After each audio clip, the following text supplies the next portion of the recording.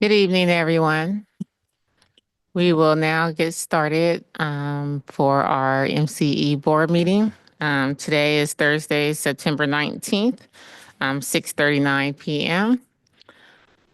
Let's see. Jessica, I see you on the screen. Madam Clerk, please call roll. Salvador, Present. Venetia, Concord, I am here. Contra Costa County, Here. Puerto Madera, Here. Danville, El Cerrito, Here. Fairfax, Here. Fairfield, Here. Hercules, Here. Lafayette, Here. Larkspur, Here. County of Marin, Here. Martinez, Present. Mill Valley, Here.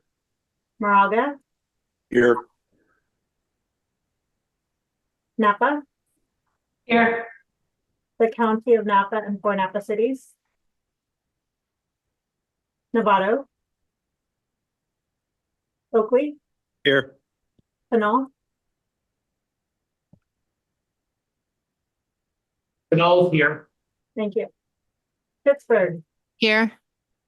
Pleasant Hill, Here. Richmond, Here. Ross, Here. San Anselmo, San Pablo, Here. San Rafael, Present. San Ramon, Here. El Salito, Here. Delano, Tiburon, Here. Vallejo, Here. Walnut Creek, Here. quorum established. Thank you. Now moving on to board announcements. Are there any announcements from board members here in Concord or in San Rafael?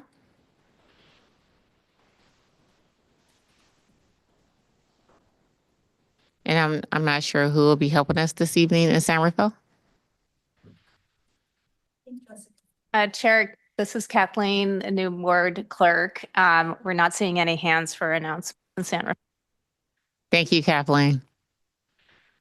All right. Next, item 3, we're moving over to public open time. This is opportunity for the public to give public comment on non-agendized items. Do we have any public comment? I'm not seeing anyone here in Concord. Do we have anyone in San Rafael? Or via Zoom? No hands raised in San Rafael. And Jessica, anyone via Zoom before we move on? No, I don't see any raised hands, Chair. All right, thank you.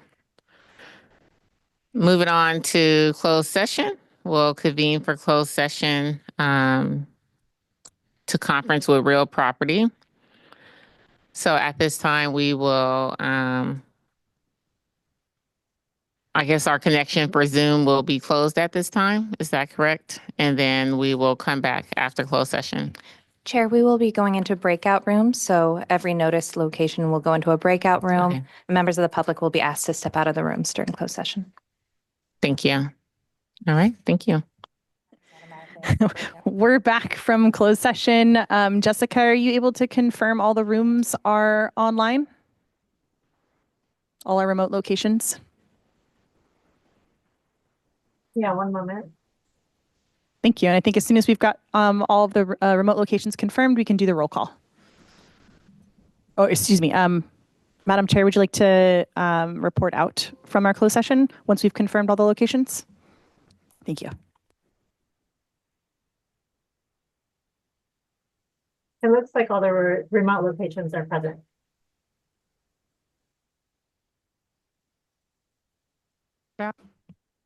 Absolutely. So as a report out from the closed session, staff was given direction on how we will address item number 10 when that comes up later on the agenda. And then now we can go ahead with the roll call, Chair. Thank you. So we're reconvening from closed session. The time is 7:01 p.m. Please, Madam Clerk, call roll. Xavier, Present. Phoenicia. Concord, Present. Contra Costa County, Here. Puerto Madera, Here. Danville,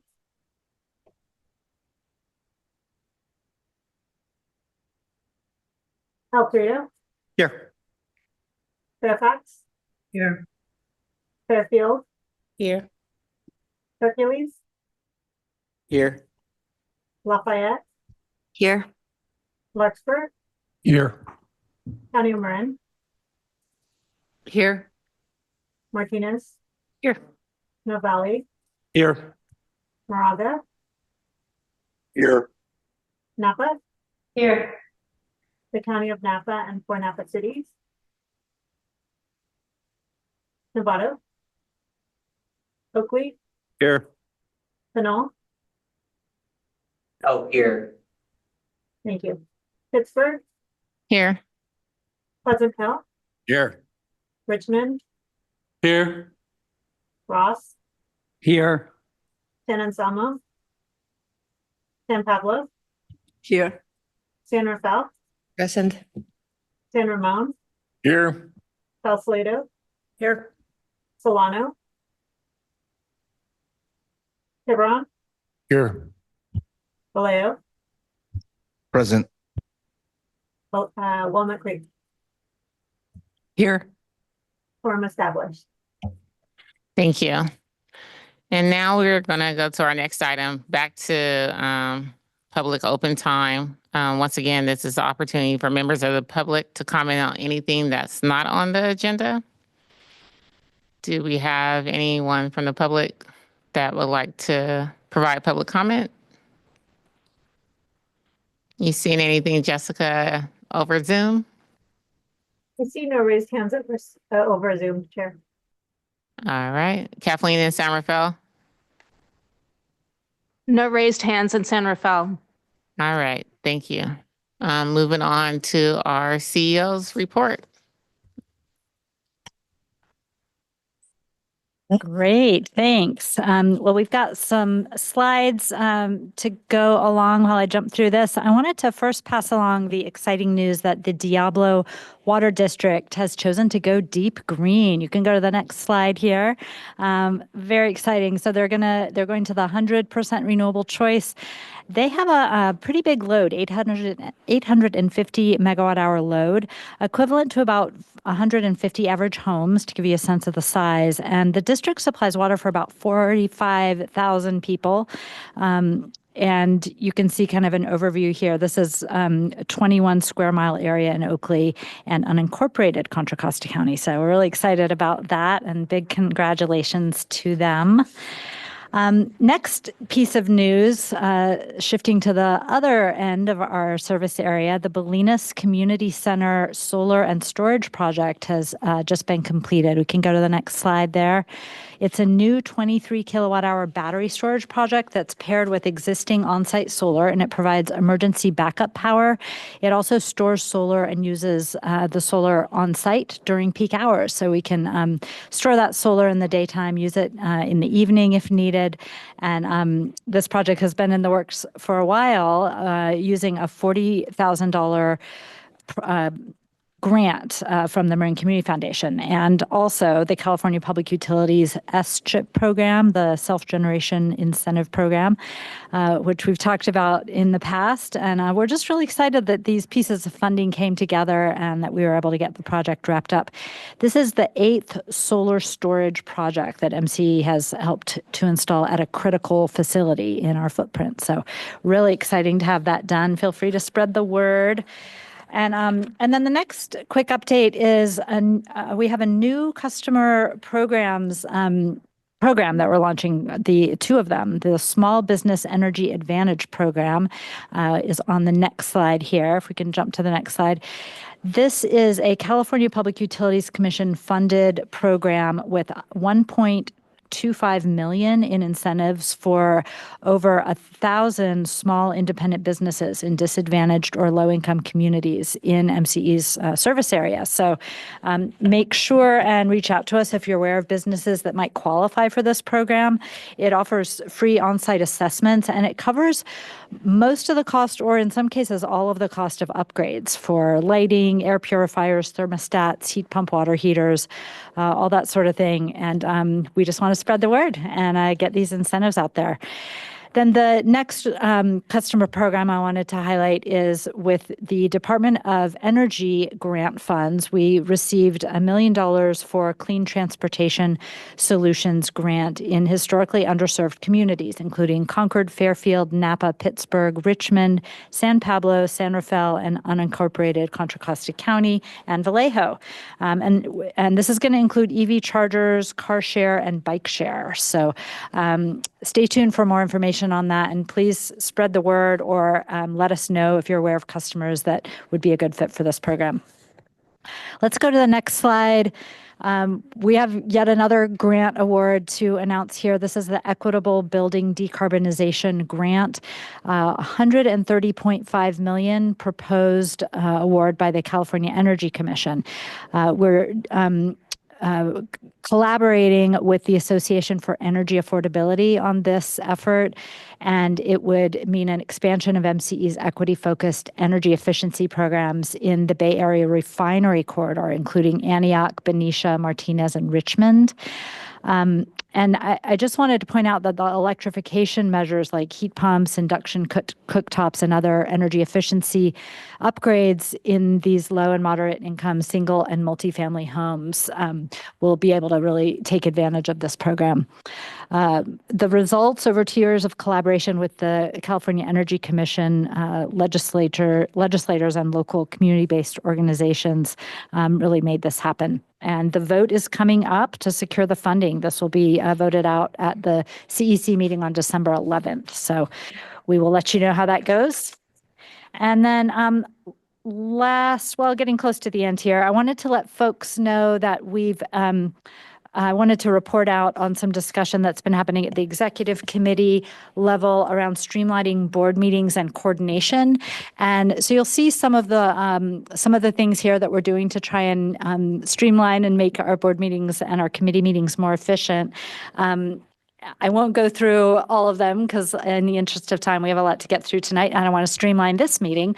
But I will say that we have a quicker system for travel reimbursements and other expenses. So if you need to get reimbursed for travel or an event you're going to, let us know. It's a lot easier now.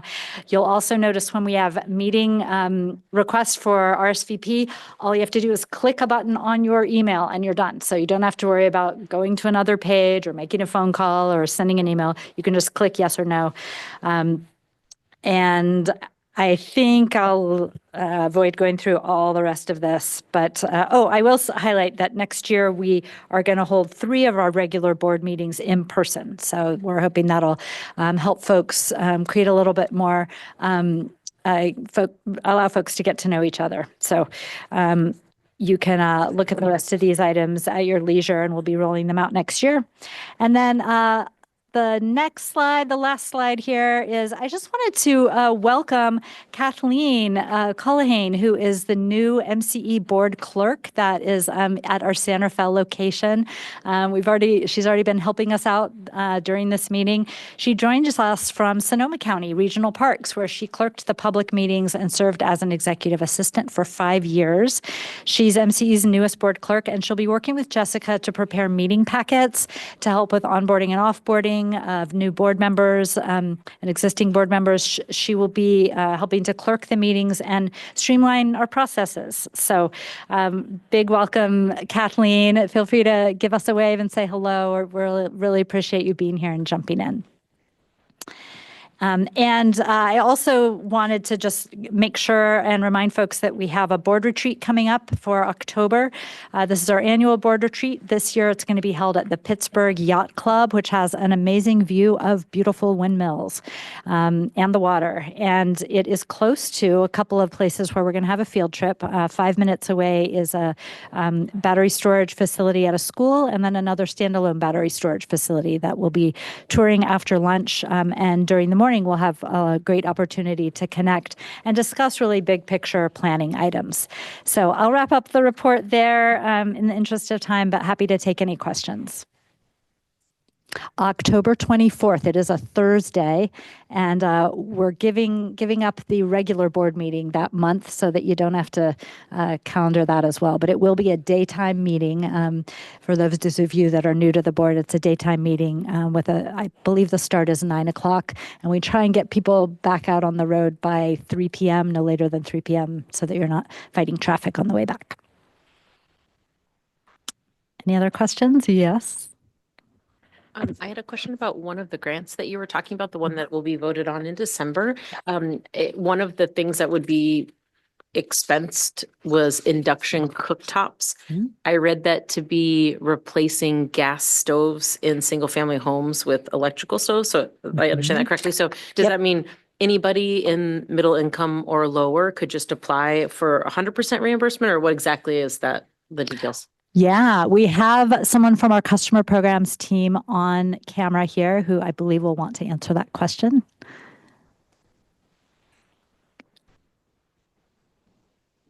Can we ensure Alice is promoted? Hi, this is Alice. Can you hear me? Go ahead, Alice. Yes. So the details of this program will be fully worked out following the CEC voting meeting. But the idea is that there will be income qualification set, and then people who are below that income qualification level will get incentives and in some cases free measures using the funding. So I don't have the full details yet.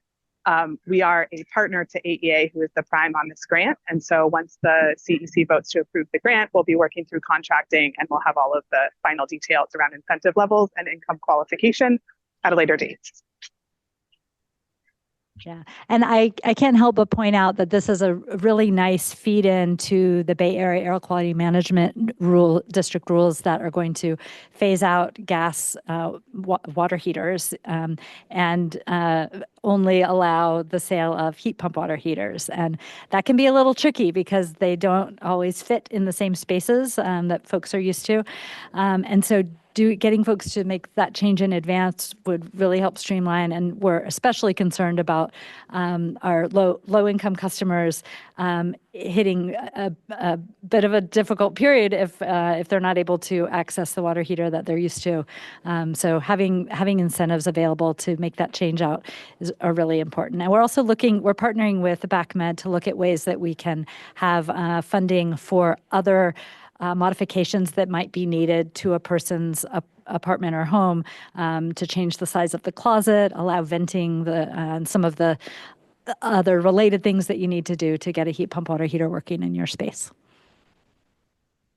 Sorry to just continue the conversation. Yeah. I'm sure many of us already voted in and then had to undo a vote for installing electrical stoves in all new construction. And then because of some decisions that were made elsewhere, we had to then kind of repeal that. And so I appreciate moving forward on incentives so that incentivizing people to do the right thing rather than forcing them, because that obviously is not working. So yeah, I appreciate this very much. Okay. I have a question. This is Maika Llorens-Gulari from San Rafael. I wonder if you can talk a little bit about the connection with the landlords, because in low-income multifamily homes, they don't really have the choice. So I wonder if you can talk a little bit about that. I can take that question as well. This is Alice again.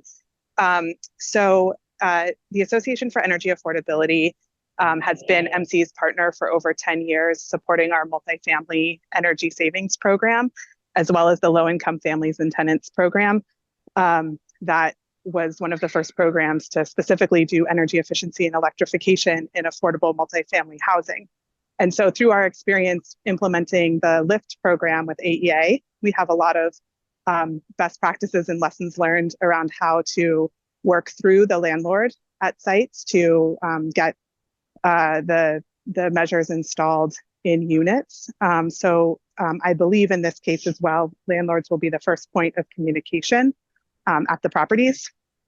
And that's something that we have a lot of experience working with AEA on. Hi, I have a question. Elizabeth Pabon Alvarado from San Pablo. Relating to the small business energy advantage, how are you getting your information across to the low income population that they still own businesses? And in San Pablo, I can definitely say that most of them are Spanish speaking. So how are you reaching out to them and giving them this information? We have a couple different strategies that we'll be using. So one strategy is we'll be doing neighborhood walking campaigns in cities one by one. Our first walking campaign kicks off in Concord in the middle of October, I believe the 15th and 16th. And we've prioritized the cities based on the number of businesses that we estimate will be eligible for the program. We also have some grants that we're awarding to local organizations that work within the business community. They're specifically marketing and outreach grants where those businesses will help. Those organizations will help us with getting the word out about this program to local businesses. And we will have program material available in multiple languages. Thank you.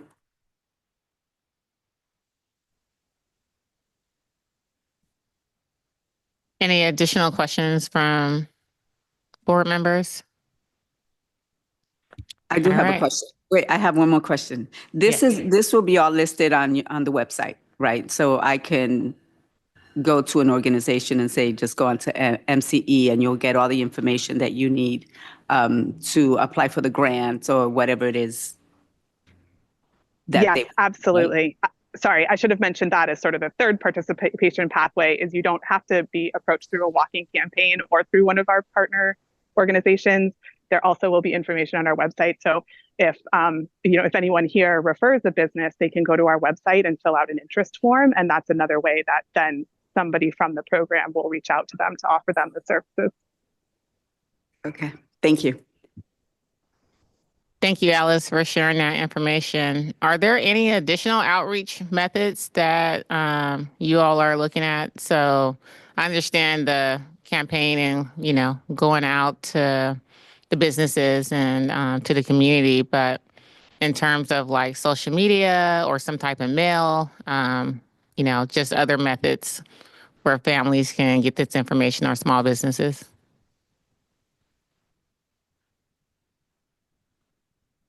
I apologize. I don't have the details on exactly what our marketing campaign consists of. I don't know if there's anyone from our marketing team here who knows those details, but if not, I certainly can follow up following this meeting. Hi, yeah, this is Jenna Tenney, Manager of Communications and Community Engagement. As far as social media goes, we have done some organic posts. Mm-hmm.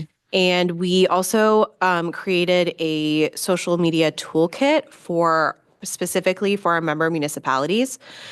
Because we are launching in Concord, that went to our Concord staff first. It's available for anyone who wants it, but we do have limited resources in terms of the partners able to physically go into every business, which is the point of the program. So that's why we're focusing in Concord first with, as Alice mentioned, the largest number of qualifying businesses. So we have that. And then I don't know if Nicole is on the line or someone else, but if not, I can give a super high level. So we are planning direct mailers as well. And those, again, are launching in Concord initially. Mm-hmm. And then when we're ready to move on from Concord, we will look at those options for the next city. So Concord is going to be receiving, I believe next week, the city of Concord will be receiving the emails and the direct mail to approve for co-branding. So those will go out to folks as well. Thank you. All right. Well, I will move on to our next item on the agenda. which is our consent calendar. Do we have any, before moving forward with a vote, do we have any board members that have any questions or comments with regards to the consent calendar? We do have one item that needs to be pulled, which is C3, the board member additions to committees, just because we have a couple other folks that want to get added to committees. So we could take that separately. Okay, so we'll take item C3 separately. Do we have, so we'll pull item C3 and we'll vote on item C1, C2, and C4. Before we go for a motion, do we have any public comment on the consent calendar? All right, not hearing anything or seeing anything on the Director screen. Darling, move to approve C1, C2, and C4. Second. All right, so we have a motion by Director Darling, a second by Director Perkins. Jessica, I will turn it over to you.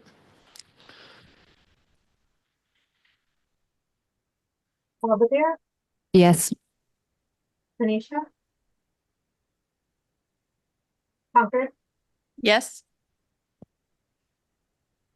Contra Costa County, Yes. Puerto Madera, Yes. Danville, El Cerrito, Yes. Fairfax, Yes. Fairfield, Yes. Hercules, Yes. Lafayette, Yes. Blacksburg, Yes. County of Marin, Yes. Martinez, Yes. Mill Valley, Yes. Moraga, Aye. Napa, Yes. the County of Napa and Port Napa cities, Novato, Oakley, Yes. Pinal, Yes. Pittsburgh, Yes. Pleasant Hill, Yes. Richmond, Yes. Ross, Yes. San Anselmo, San Pablo, Yes. San Rafael, Aye. San Ramon, Yes. Salcedo, Yes. Solano, Tiburon, Yes. Vallejo, Aye. Walnut Creek. Aye. Motion carries. Thank you, Madam Clerk. Now we will take on item C3, board members' additions to the committees. Yeah, the extra names I wanted to incorporate, we had a request from Director Holly Thier to come off of the committees that she is currently sitting on. And so that would be one change. She is currently sitting on the Executive Committee and the Ad Hoc Capital Projects Committee. So the request is for her to be removed from those committees. She hopes to join back in later. She's just not able to stay on at this point in time. And then also, I believe Director Quinto wanted to be part of the Ad Hoc Capital Projects Committee, and that may have been missed previously. But I want to confirm that, Director Quinto, do you want to be on that committee? Yes, that's correct. Okay, great. So those are the changes to what's in the packet. I also, sorry, Dawn, it's Matthew Salter. I was hoping I could join the executive committee as well. Fantastic. Okay, I think we can incorporate that change as well. Any Dawn, other changes? Dawn, Gabe Quinto again. Regarding the executive committee, I'm on the air board, the air district board now. So my alternate will attend in my place for now on for the executive committee. Great. Thanks for letting us know.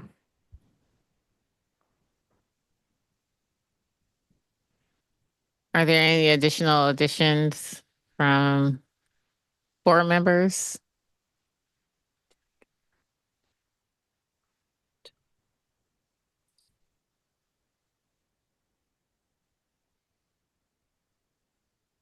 All right. This is Jessica Chair. I believe Director Salter is interested in being added to the audit. I just wanted to clarify that. Yes, and that's already included in the packet. Thank you. All right. So we will now move forward for a motion for item C3. Do we do public comment on this? We can if you'd like, Chair. Okay. Are there any public comments on item C3? I see no raised hands on my chair. All right. Move to approve C3. I'll second. Jessica, a motion made by Director Darling, seconded by Director Perkins. We'll turn it over to you.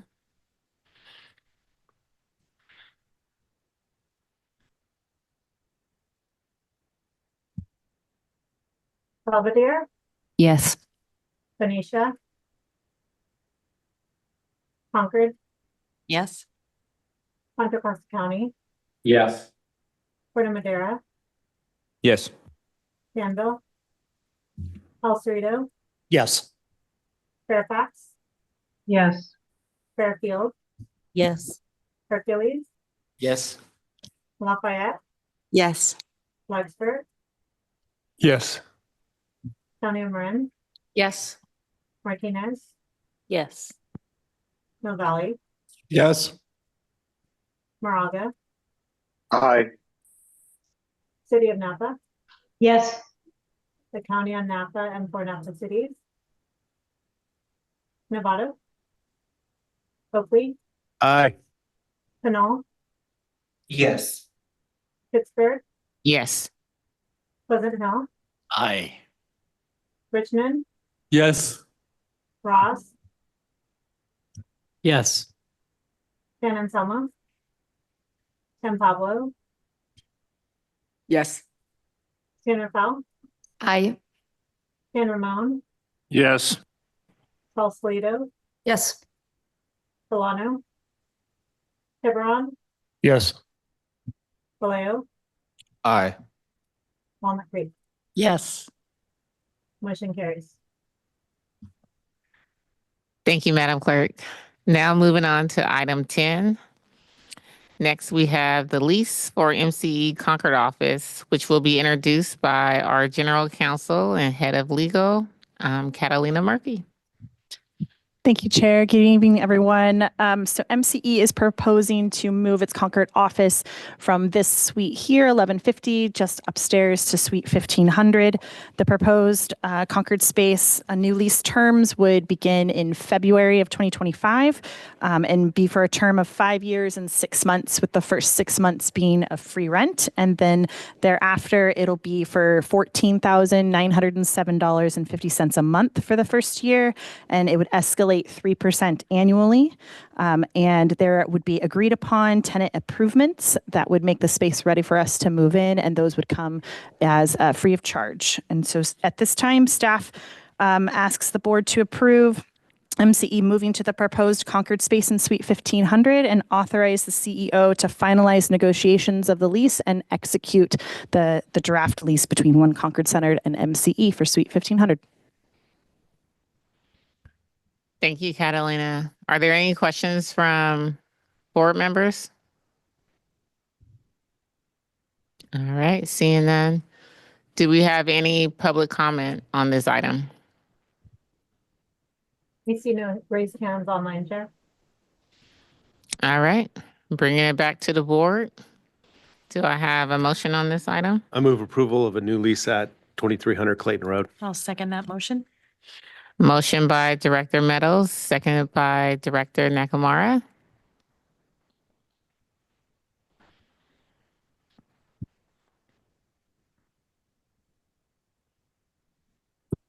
Belvedere, Yes. Benicia, Concord, Aye. Contra Costa County, Yes. Puerto Madera, Yes. Danville, El Cerrito, Yes. Fairfax, Yes. Fairfield, Yes. Hercules, Yes. Lafayette, Yes. Blacksburg, Yes. County Marin, Yes. Martinez, Yes. Mill Valley, Yes. Moraga, Aye. City of Napa, Yes. Oakley, Aye. Pinole, Aye. Pittsburgh, Aye. Pleasant Hill, Yes. Richmond, Yes. Ross, Yes. San Anselmo, San Pablo, Yes. San Rafael, Aye. Aye. San Ramon, Yes. Salcedo, Yes. Tiburon, Yes. Vallejo, Aye. Walnut Creek. Aye. Motion carries. Thank you. Now move it on to item 11. Next, we have the PG&E transfer of Diablo Canyon GHG free attributes, which will be presented by our VP of Power Resources. All right, and I'm just going to make a few introductory comments to kick us off here. I want to take a moment to thank our board and our community members for the thoughtful and robust discussion we've been having around this complex topic. As we know, it brings a wide range of perspectives, and it's one of the many tough issues that MCE faces on our fight against climate change. I want to just reiterate that we initially introduced this topic at our July board meeting, followed by further discussions at our August executive committee and technical committee meetings. We also met with our Community Power Coalition in July to inform and gather feedback from our constituents and our advocates. And I want to acknowledge that board members have voiced concerns about nuclear energy, including those tied to Diablo Canyon. As many of you know, MCE has a policy prohibiting the unit-specific purchase of nuclear energy, and many years ago called for the California Public Utilities Commission and the legislature to begin decommissioning Diablo Canyon. So the decision to accept or decline the allocation of GHG-free attributes from Diablo Canyon is not a decision about MCE buying nuclear power or adding more nuclear to the grid. It's really a decision that won't have an impact on the operations at Diablo Canyon, as we'll hear in the presentation. It's a decision about whether or not to accept the allocation from PG&E, and that affects our power content label and how much we do or don't save in avoided procurement costs. With that, I'll hand it over to Vidhi Chawla, MCE's Vice President of Power Resources, to lead us through the presentation. Thank you, Dawn. Can everyone hear me? Thank you. Good evening, everyone. My name is Vidhi Chawla, and today I will be presenting PG&E transfer of Diablo Canyon GHG-free attributes. Next slide, please.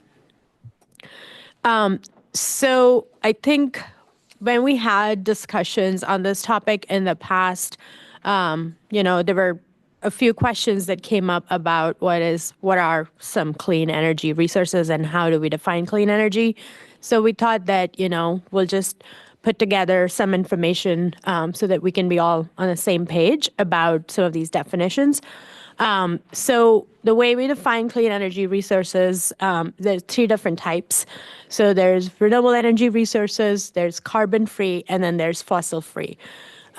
Renewable, obviously, those resources use fuels that are naturally replenished. Carbon-free resources are defined as resources that produce no carbon dioxide emissions during operation or generation. And then fossil-free resources are energy resources that do not use fossil fuels to produce energy, so coal, oil, or natural gas. And in the table on the right, we have put together a list of technologies, possible technologies that you would typically see on the California grid, and also how those resources or those types of technologies are classified as whether they're renewable, carbon-free, or fossil-free. And what you'll notice is that everything other than coal or natural gas is fossil-free, but not everything is renewable or carbon-free. So for example, geothermal or biogas does emit GHG emissions in their operations, so it's not classified as carbon-free, but those are renewable. And similarly, large hydro and nuclear are considered carbon-free because there's no carbon dioxide emitted during operation, but they're not considered renewable. So I just wanted to lay those definitions out there so that we can all be on the same page on how we define clean energy resources.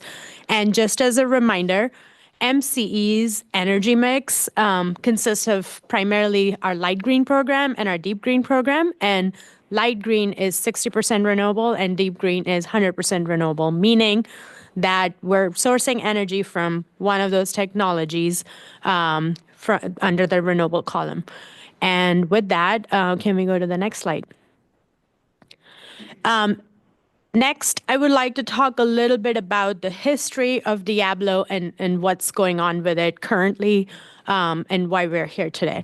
So starting with, back in the day, 1976, the state of California did issue a moratorium on construction and licensing of new nuclear fission reactors until the federal government implements a solution to radioactive waste.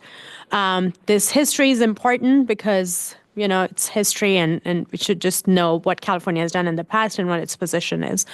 However, Diablo did get the license and it did begin operating in 1985. It currently operates on a 750-acre site in San Luis Obispo County. And more recently, in the last about 10 to 12 months, we have seen that there was legislation and a CPUC decision that extended the operations of this power plant for an additional 5 years. So originally, the power plant was supposed to be decommissioned by 2025, but now it's going to be fully decommissioned by 2030. And it would require additional investments and maintenance upgrades to maintain the safety and environmental standards. Now, why was that extension granted? Like I said, a lot of these decisions did happen at the legislative level as well as the regulatory level.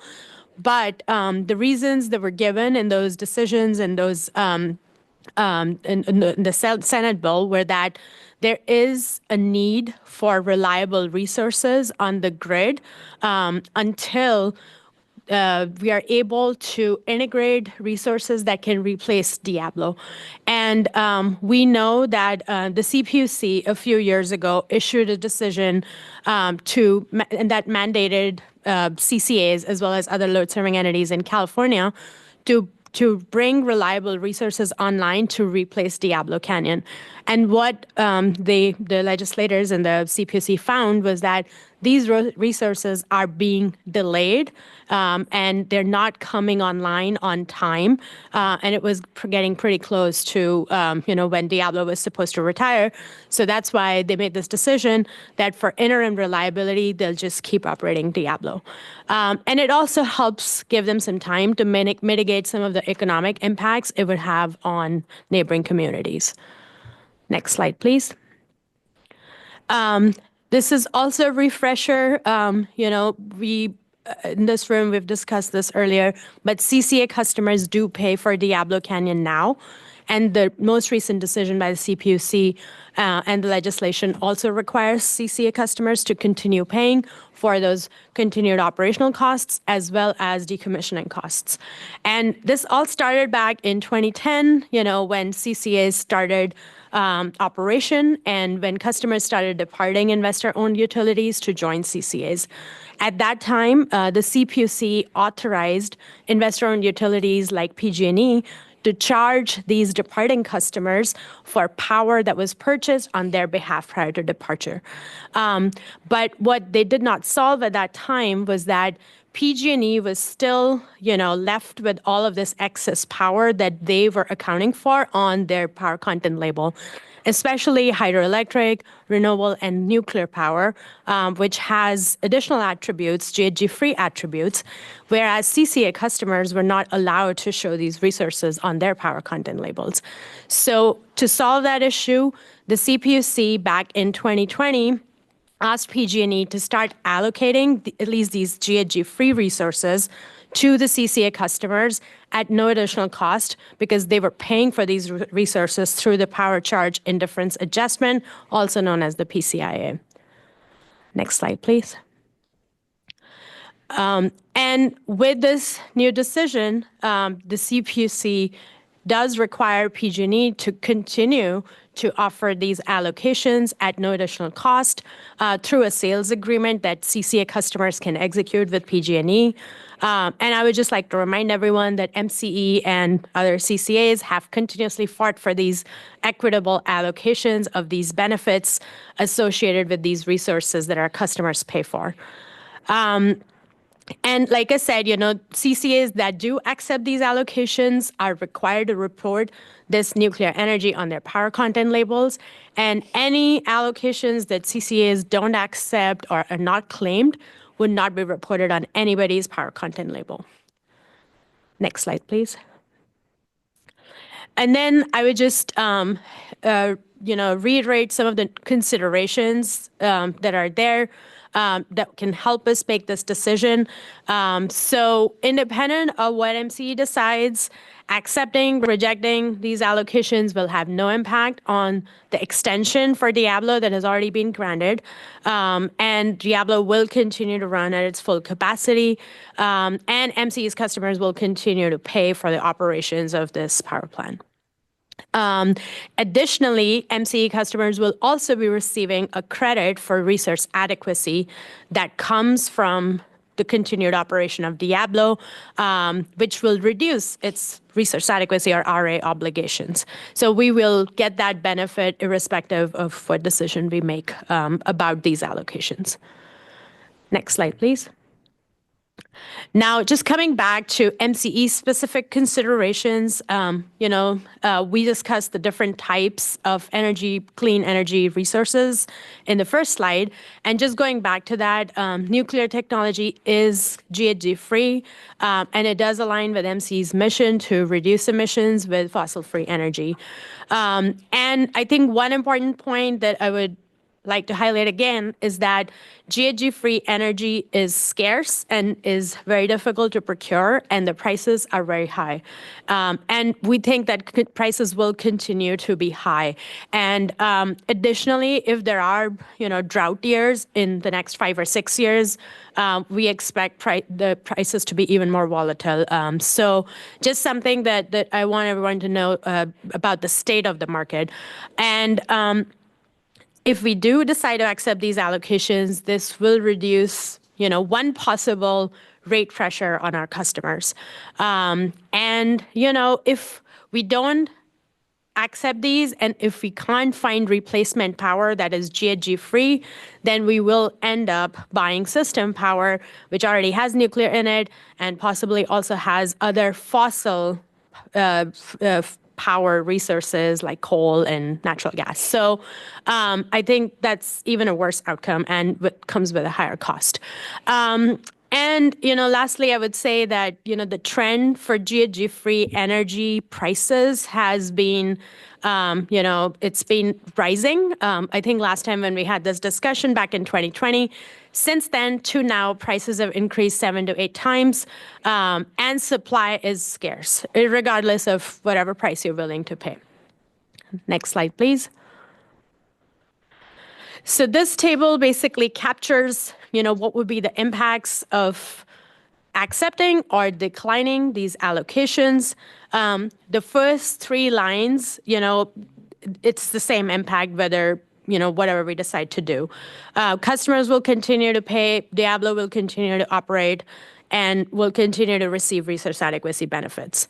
However, depending upon what decision we make about these allocations, we could potentially save an estimated $100 million over 6 years if we did decide to accept the allocations, because it will reduce the amount of replacement GHG-free energy that we will have to buy from the market. Obviously, it will have an impact on our power content label.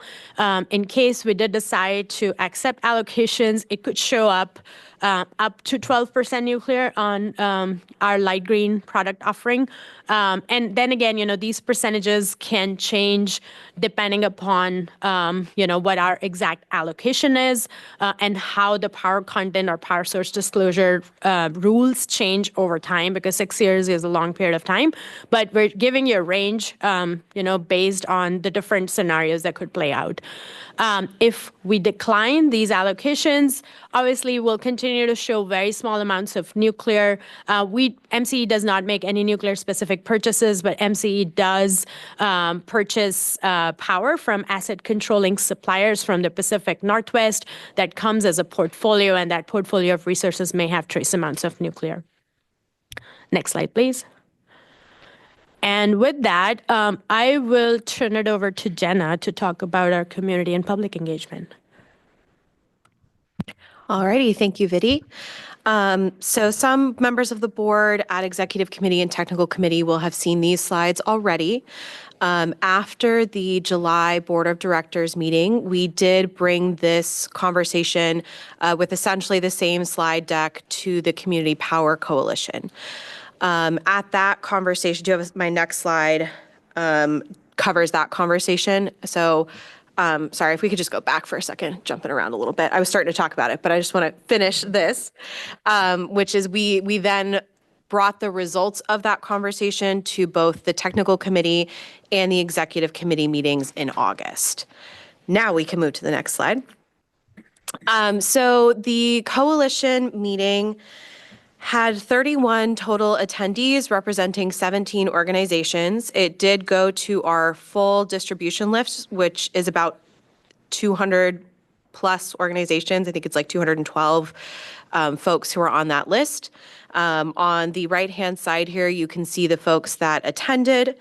Most attendees were in support of accepting the allocation, citing the understanding that Diablo Canyon will continue to operate regardless of whether we accept the allocation or not. They understand that customers will continue to pay for this power regardless, and believe that MCE should benefit from the savings that we would receive should we choose to move forward with the allocation. And they also did express generally that accepting the allocations does align with MCE's primary mission to reduce greenhouse gas emissions. We had one attendee who urged MCE not to take the allocation. All of the attendees that spoke indicated that they were not supportive of nuclear power generally. We did hear a lot of that sentiment from the board in this first conversation in July as well, but that they do believe that we should accept the allocation. And they expressed, again, similar to the board, a desire to share this information with the public. Recently, on Tuesday, I had a conversation with the Sierra Club. They were invited to this Community Power Coalition meeting, but were unable to attend, I believe.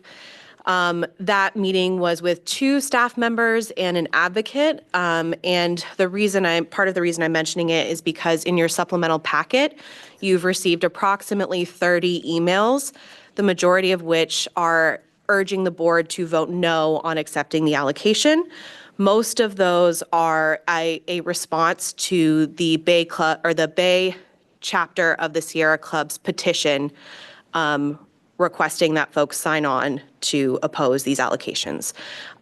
They cover Marin, Contra Costa, San Francisco, and Alameda, so they are urging other CCAs as well not to accept the allocation. I'm happy to share more about that conversation, but essentially I shared most of what Vidi covered here, as well as the sentiments that were expressed by the board at past meetings and the Community Power Coalition, and we did also provide them with the recordings for the coalition meeting and the board meeting where this was discussed. Next slide. So this was presented again at the committee meetings. After the board makes the decision to accept or decline the allocation, we are able to share messaging with the public via our regular channels, so social media, newsletter, and blog. Our outreach staff and service center will also be given talking points to be able to adequately discuss the topics that were discussed here today and how this directly impacts customers. Next slide.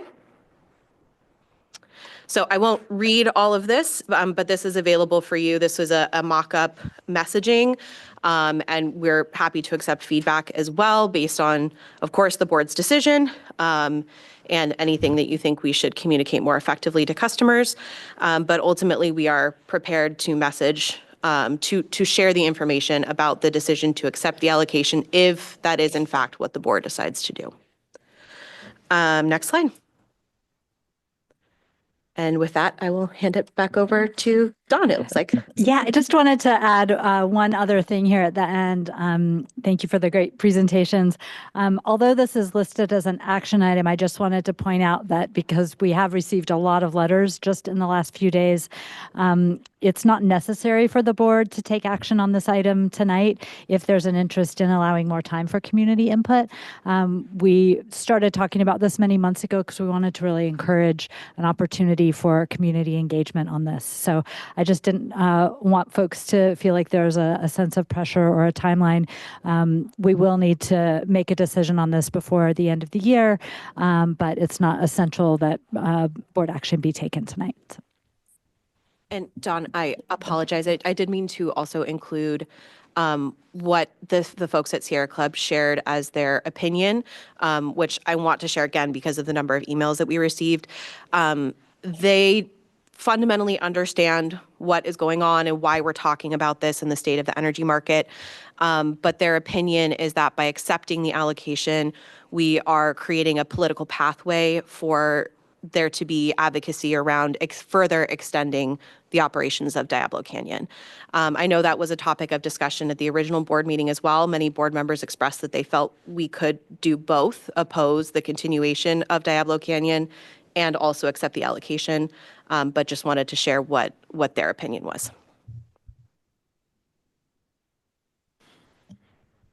Thank you both.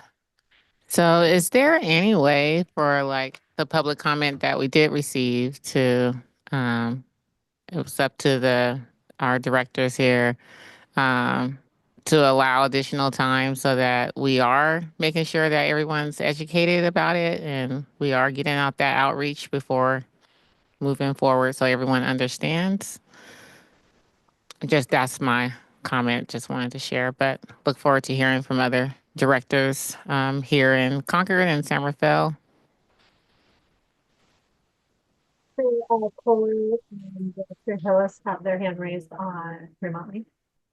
Director Kohler? Yeah, thank you, Chair Chanel Scales Preston. So when we hear the presentation and read the staff report, it sounds like there's common sense decision to be made. But I want to say I worked in the nuclear industry for years, and I also cleaned up hazardous waste sites for decades. While it may be carbon-free energy, it has a toxic legacy that will last for hundreds or thousands of years. The nuclear waste will cost billions to address, and there is still no secure facility. So the waste will sit on site, most likely, in a seismically active area. MCE will also be 5 years behind in investing in renewables and continuing urging conservation and energy efficiency. There's a short-term savings, but there's a long-term toxic legacy and to continue this outdated program. I fully understand what you're saying. Diablo Canyon will continue for 5 years no matter what we do, and we might save a little bit of money in the short term. We will also see nuclear power on our power content labels if we accept this. We're sending a message, if we agree to this, that MCE supports nuclear power. And this is really against what the board decided. I think it was back in 2004. We also heard from Viddy that our obligation to continue resource adequacy will not change. So I'm very against moving forward with this, even though on a common sense level, it seems to make sense. But for the reasons I outlined, I think it's a slippery slope. We don't need to go there. We've already seen from the staff report the number of CCAs that are going into nuclear power.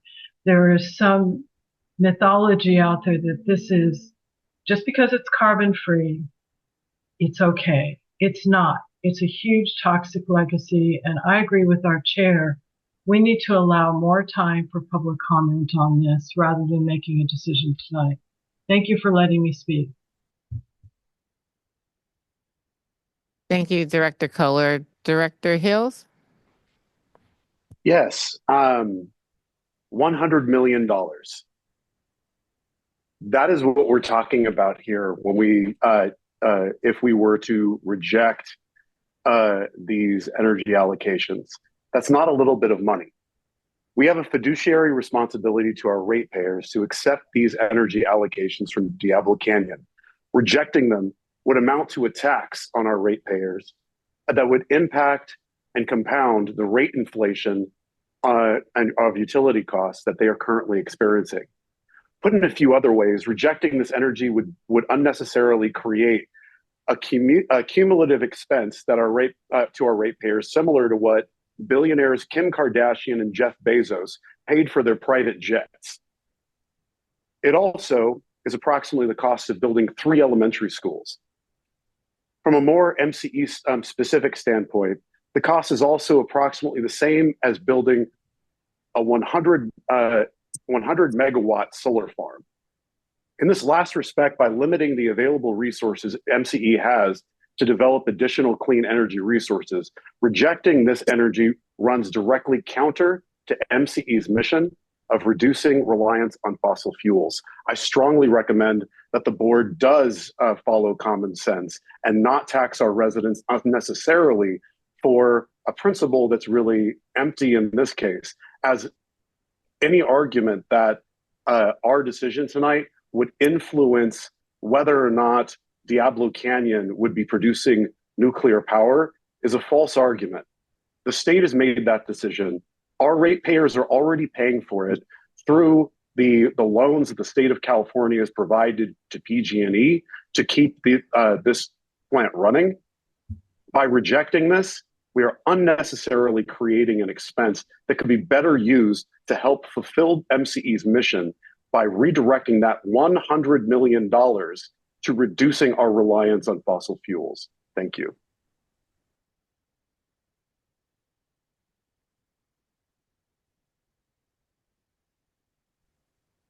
Chair? Yes. It's Director Rice. I'm just wondering, is this a time for questions at this point, or do you want comments? And I'm assuming we're going to go to the public after we have questions answered. Yes, we'll go to the public, and then it's still on the floor if we can, give allow more time. Okay. And maybe revisit this or vote on this either way next month. Okay, thank you. I have a couple questions. One, can we, in the presentation, it's referenced that one of the impacts of not accepting the allocation would likely mean a rate increase for our customers. Can that be, do we have a projection on, can we quantify that? What are we talking about in terms of a rate increase?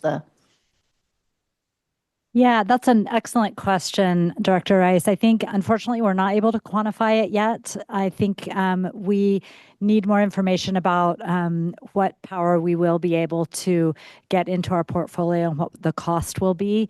The $100 million cost spread over 6 years gives you a sense of it, and you could kind of break that down 1 year at a time.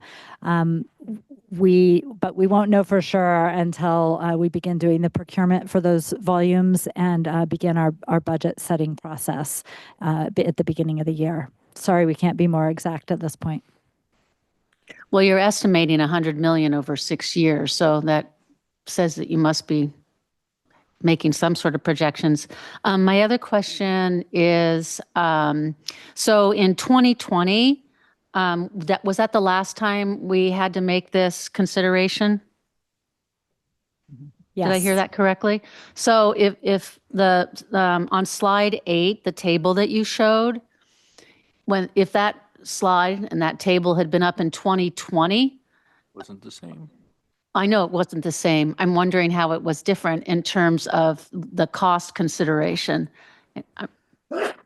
This is a way of just, sort of measuring what the significance of the change. Could we pull up slide 8 so that we can be sure we're talking about the same one? It might take a moment, so let's bear with us. It's the table that shows the difference between the difference to MCE, the impact to MCE and customers, whether we take the allocation or not, or accept the allocation or not. And there it is. So I'm assuming that financial impact line would have looked different in 2020 because at that time we had a confidence in our ability to procure clean energy at a lower cost. Yes, that is correct. And I think I mentioned this when I went over the numbers that prices have gone up like 7 to 8 times. So it's just a 7 to 8 times multiple. So you just divide this number by 7 or 8. That's what you'll get. That's what we were estimating at that time. And also GHG free power was readily available in the market because at that time, we didn't have that many load-serving entities that had very aggressive goals for carbon reduction. So power was also more readily available. All right. So, and that all makes sense. So that number would have been an increased cost of something like 10 million or 15 million over 6 years. But there was a cost consideration. Yes. And I mean, I don't have the exact staff report in front of me from 2020, but we may have given a range even then because we can't always accurately forecast how prices will be in the next 6 years. So we may have given the range, but from my actual experience, prices have kind of stayed pretty low for 20 to 2023, and then 24 we started seeing 2023 and 2024 we started seeing really high prices.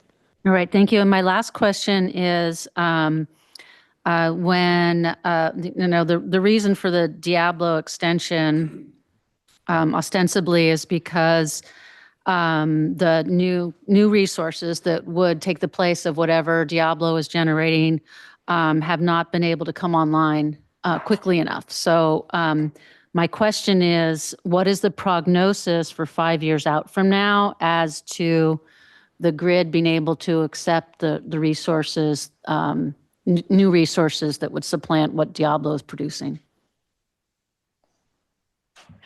That's hard to predict, but I think what I can say is that the midterm reliability procurement order did require the CPUC jurisdictional load serving entities to procure resources and those are supposed to be zero emitting resources that will replace Diablo Canyon by 2025. Now, obviously, a lot of us are facing delays in bringing those projects online. But I think to say that those resources will be able to come online by 2030, we can't bet on that, but I think there's a very high likelihood given that the requirement is to bring them online by 2025. So, but then again, it's hard to predict given the state of the grid and not having enough transmission on the grid and the interconnection queue delays and the process changes with the CAISO. So it's hard to say, but I think just given that we're supposed to bring those resources online by 2025, there's a good chance. All right, thank you. That's all. Madam Chair, if I may, this is Eli Beckman. Yes, Director Beckman. Thank you. Have a clarifying question for staff, pretty foundational, but in reading the public comment and in reading the staff report, it's clear that a number of members of the public have a different understanding of the nature of the decision here than I do. So I wanted to just ask and clarify, voting yes on accepting this allocation is purely accepting an allocation of greenhouse gas free attributes. It is not accepting an allocation of power, and it does not affect the source of the power that our customers are receiving. Is that correct? That is how it's defined in the CPUC decision, is that we will be accepting the GHG-free attributes, but it will show up on our power content label, and we will be putting Diablo Energy in our power source disclosure. So in that sense, it does impact our power content label. Right, but the power content label is an accounting and disclosure mechanism. It is not one for one in terms of where the power that our customers are receiving is coming from. So I think that the point that I'm trying to get at or clarify is my understanding correct that if we vote yes tonight, it does not mean that all of a sudden MCE customers who are not currently receiving nuclear energy will start receiving energy generated at Diablo Canyon. Is that correct?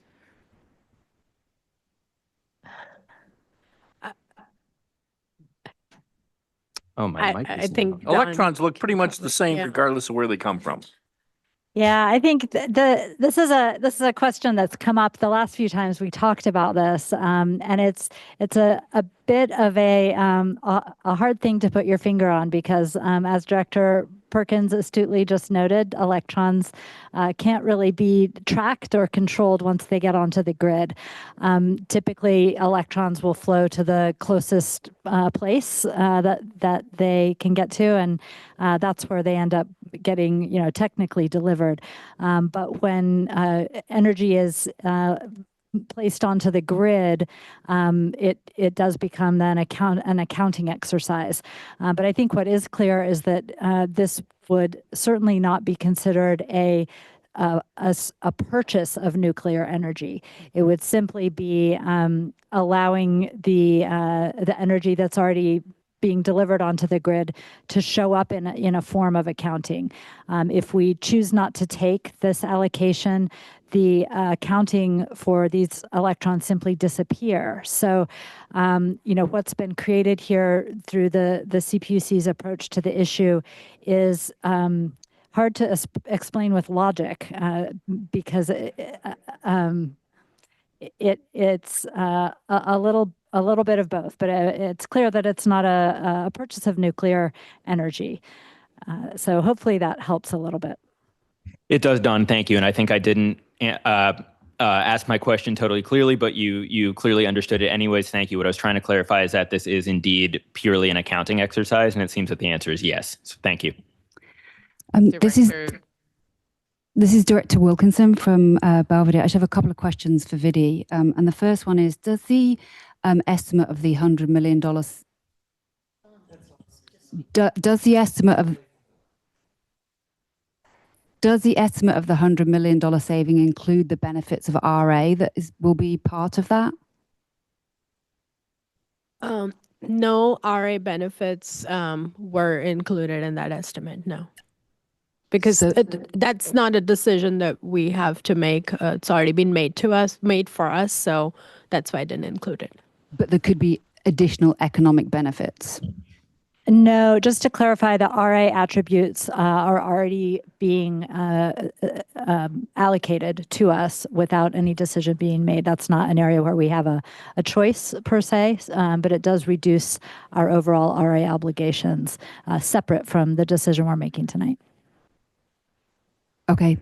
And then the second question I had, and I think I know the answer, but I just want to confirm, us accepting the attributes doesn't change the nuclear portfolio percentage for PG&E, or does it? I think I'm hoping that someone from the policy team can validate this, but from my understanding, it will not, because like Don said, any unclaimed allocations would not be reported on anybody's power source disclosure. So whatever PG&E's share is is what PG&E will show on their power content label, and then they'll have to offer it to other load serving entities, and they will make a decision whether to accept or not. And if certain LSCs made a decision to not accept, then those allocations will just disappear from any accounting. Okay, thank you. I do have comments, but I'll wait until after public comment. Hi, this is Director Perret. I have two questions. My first question is on the financial impact. It says save 100 million over 6 years, but Diablo Canyon only is extended for 5 years. Just curious why the 6 years. Is that accounting for this past year, or are we expecting it to be extended by a year? Yeah, that's a good question. So there are 2 units at Diablo. So there's unit 1 and unit 2, and they both had different decommissioning dates. So one was supposed to be decommissioned at the end of 2024, and the second unit was supposed to be decommissioned in 25. The first unit has been extended for 5 years, so it's going to be decommissioned in 29, and the second unit will be decommissioned in 2030. So there are like some overlaps between so we will actually be offered allocations from 25 to 2030, because 2030 is when the last unit gets decommissioned. So if you include 25 and 2030, it's 6 years. That's why. Great, thank you. And then just a question for the policy team. Curious if we've, when the decision was coming up and the legislation considered from Senator Dodd on extending the nuclear power plant, did we advocate to extend it, or did we advocate against extending it? Have we taken any positions on extensions of nuclear power plants in California in the last decade and a half of operations? We have not. Sorry, Don. This is Stephanie Chen, Director of Legislative Affairs. We did not take a position on that bill when it came up. Great, thanks. That's it for me. Hi, this is Madam Chair. This is Maika Llorens-Gulari from San Rafael. My question actually is kind of like related. So when we are in 2030, if we were to accept today, and I had this question in the executive meeting, and I think the Sierra Club maybe has the same question. Like if we vote yes today to accept it, then when this is up for renewal, is this going to give like power, from to the legislative, to the fact that we are voting yes, and maybe other CCAs are voting yes, is that taking it as an endorsement of nuclear power? I know Sabrina is on the line and responded to this question when it came up in our last meeting. So Sabrina, would you like to respond to that again? Take the question, Dawn, sorry. Yeah, the question is, will the vote to accept the allocation cause a likely additional extension of the nuclear facility? Or maybe that's more of a legislative question. I don't know. Stephanie or Sabrina may want to comment on that. I think that part of the answer from what I recall last time was just the pointing out that it was a kind of a rushed decision at the end of a legislative session, as we see sometimes, and the small decisions about small load serving entities certainly wasn't a factor in the decision. But I don't know if anyone wants to comment further. That's absolutely true, Dawn. And I think, just in my opinion, I think that what will make the biggest difference in terms of the question of a possible additional extension will be, as Vidi mentioned, how quickly we can bring on new renewable resources of other fuel types. So I think that those next few years and the results of the midterm reliability procurement will be the more deciding factor there. Yeah, and Director Wren. No, sorry. sorry. Is it okay if I add there as well? Yes. Yeah. So, yeah, I think I just wanted to add to, even maybe put a more strong point on it. Like, I don't think that accepting these GHG-free attribute allocations will be a determining factor in potentially extending Diablo. I think it will all come down to the reliability, the status of reliability of the entire grid at the time. I think it's clear to the folks making these decisions that really what's at question with this acceptance or rejection of an allocation is just a full value of the resources that our customers are going to pay for. I know Vidi very, correctly stated that what is our customers are going to continue to pay for the cost of Diablo Canyon through non-bypassable charges set by the PUC. Diablo Canyon will not be impacted at all. It will continue to run full steam 24/7 for the next 5 years. The question is just, do we want to ensure that our customers get the GHG-free credit to use on our panels? And I do think that the regulators and the legislators understand, hopefully, the distinction that here, if we accept our allocation, we would just be signaling that we want to provide all of the value to our customers of the resources that they are paying for. Thank you. Okay, thank you. My question is procedurally as a board, earlier this evening, we talked about foregoing the October meeting for us in lieu of another event. So that would kind of leave us the November meeting with the election being here in November. Not sure how many board members are up this year on this cycle, but a lot of rotations are done in December for councils and things of that nature once the results are finally certified. So we're really kind of looking with this makeup of our board of directors without an October meeting, then that would only really give us a November option if we wanted to act on it as a board for this. So I just wanted to kind of make sure that procedurally we were all on kind of the same page. If we pushed it out even farther, there wouldn't be an October opportunity. It would have to come down to a November meeting, and then it would have to be done by then. That is correct. If that was a question that needs an answer, I'll let it be answered. But if it was a statement, then I will ask my question. All right. This is a hypothetical that will help clear the murkiness of clean and fossil free in my head. If all MCE customers went deep green, what would happen to the nuclear energy that we're getting for free?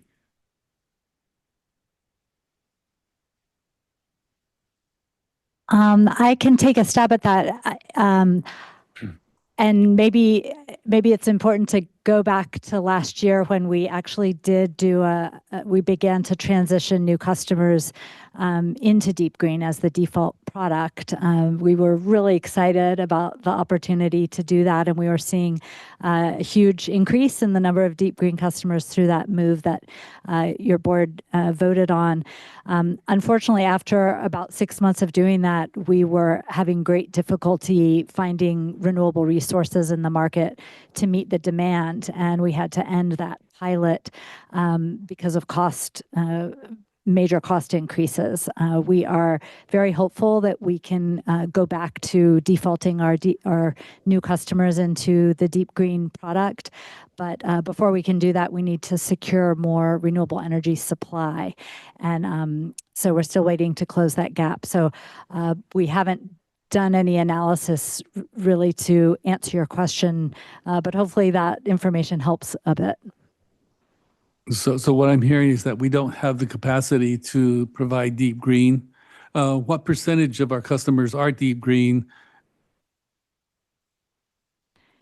Yeah, I'm going to pause and see if any of our customer engagement or customer operations folks want to give us an exact number. I know the ballpark, but I may be off.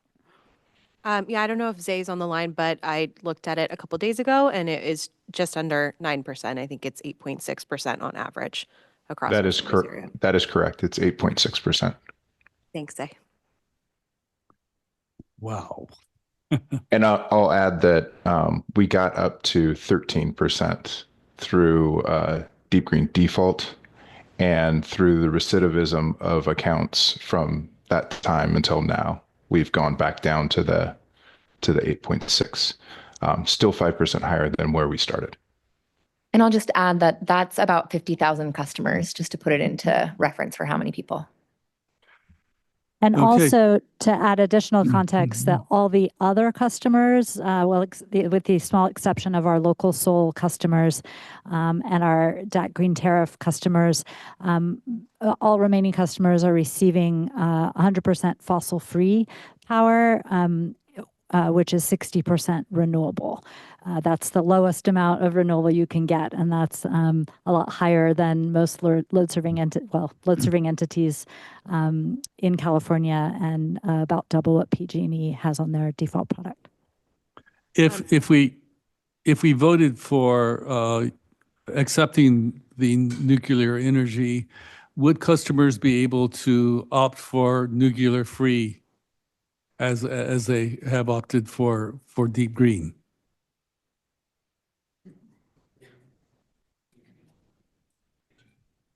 Yeah, that's But a they said really that they said they don't have the capacity for more people to be deep green.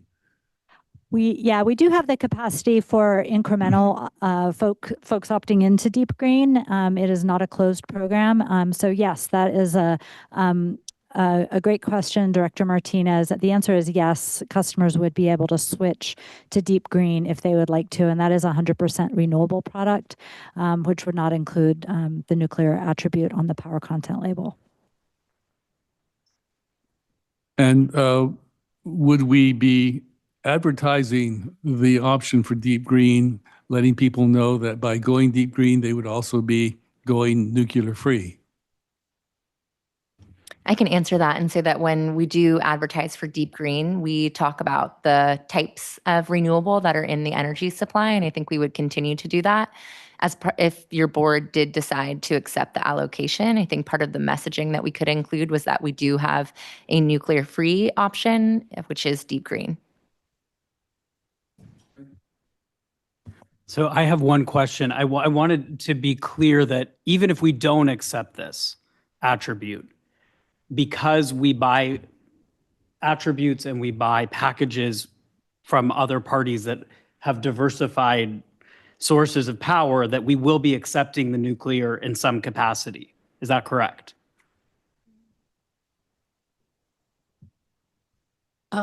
Yes, like I said, we don't make any nuclear specific purchases, but in the past and even in future, we do plan to make purchases from something called an asset controlling supplier. So this is basically packaged power that comes from the Pacific Northwest, and it primarily has large hydro and renewables, but there could be trace amounts of nuclear energy included in that. And that does typically show up on our power content label. You will see like maybe 1 to 2% of nuclear on our power content label every year because of that. Okay, so there will be nuclear, no matter what we do, there will be nuclear on the label because we can't avoid it. So I'm very curious why there's even this huge debate about this, because if we're already going to have nuclear on the label, so what you're saying is there might be more nuclear on the label than 2%, it'll be higher because we're actually accepting the attributes. Well, there is a existing board policy to not make nuclear specific purchases, which is I think what sparked this discussion. But I think if we're just talking about power content label, then that is correct. But I'm sorry, and this is, I'm new, so just, you're saying the purchases, but this is really an acceptance of an attribute allocation. Is that different than a purchase? Yeah, it is not a purchase. Okay, so we're totally being consistent then. We're not purchasing anything. Correct? Yeah, this is not a purchase. Okay, so the label will have nuclear no matter what. We're not purchasing nuclear. So what is the debate about? We rejected it in 2020.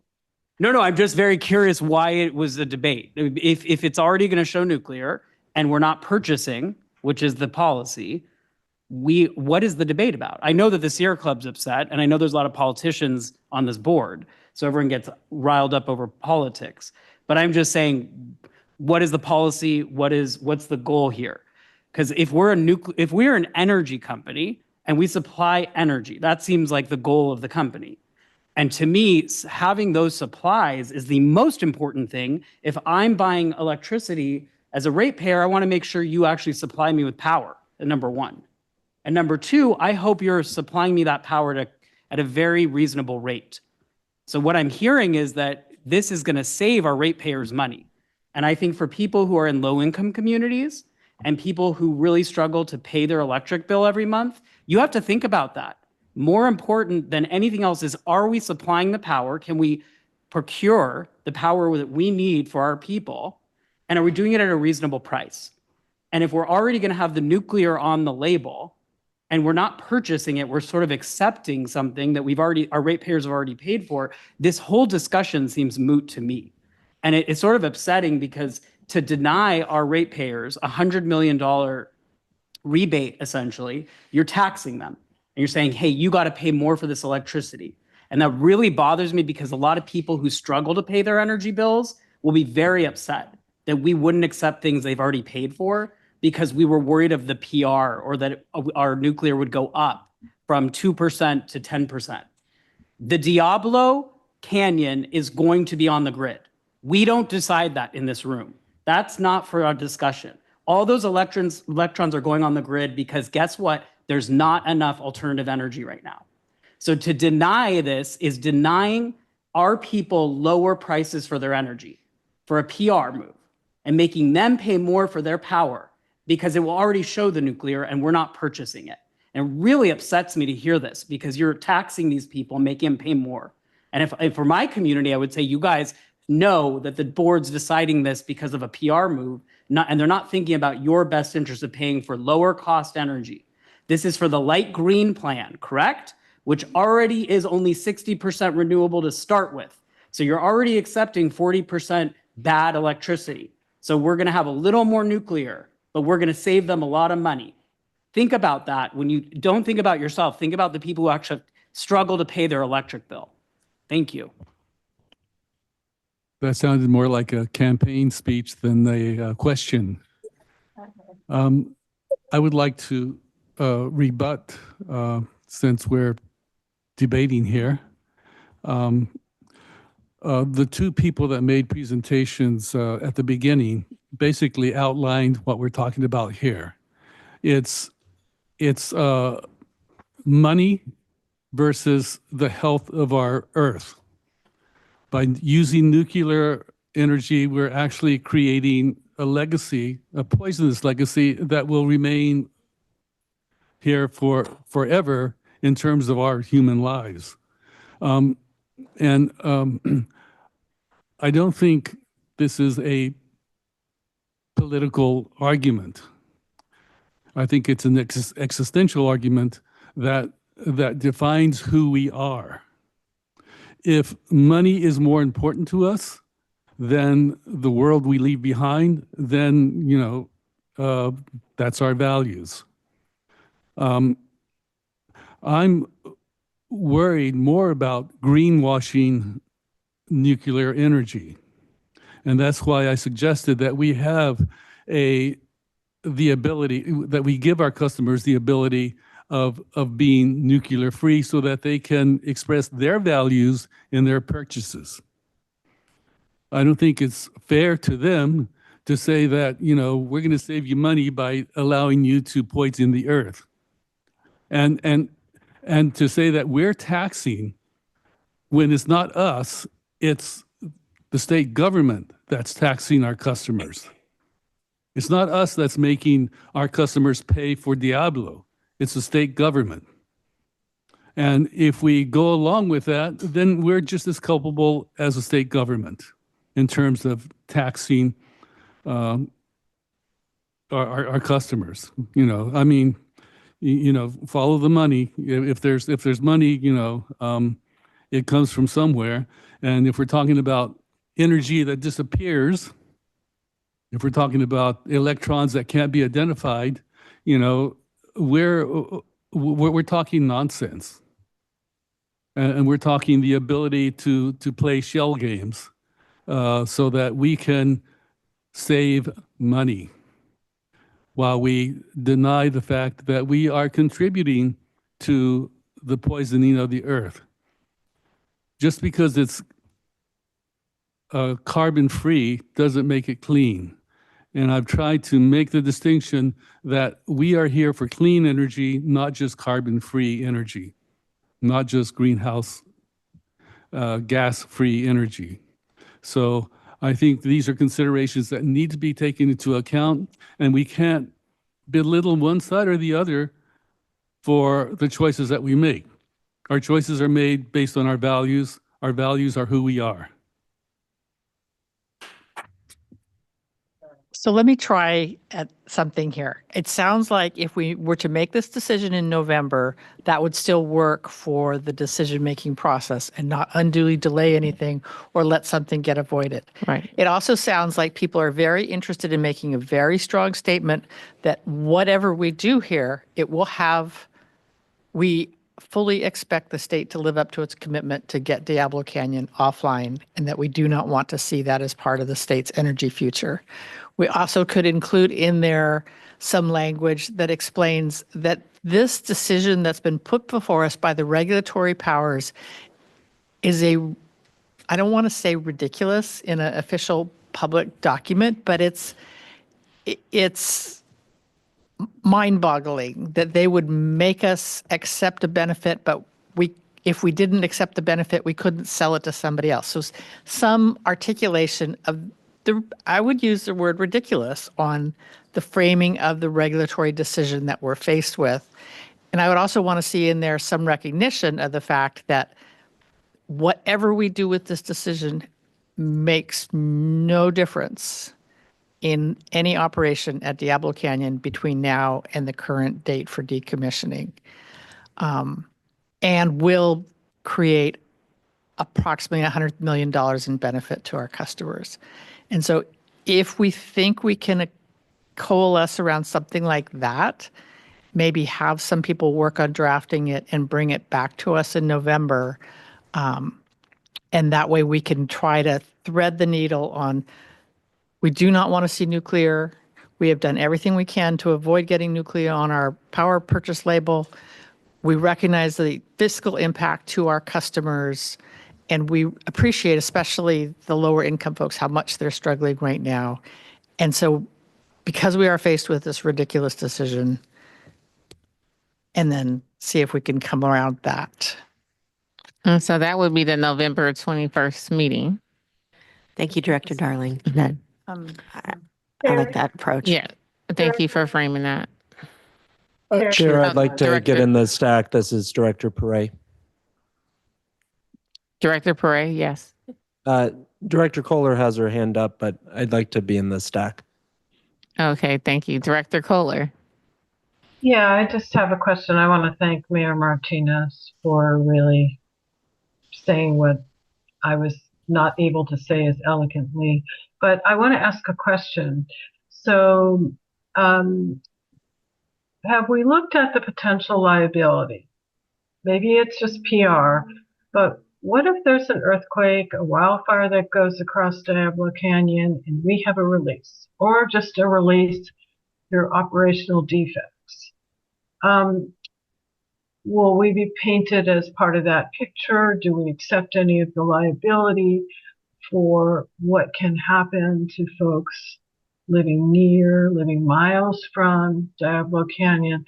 My question is there any liability associated with this, or is it just that in the event of a release that we would be painted with that brush?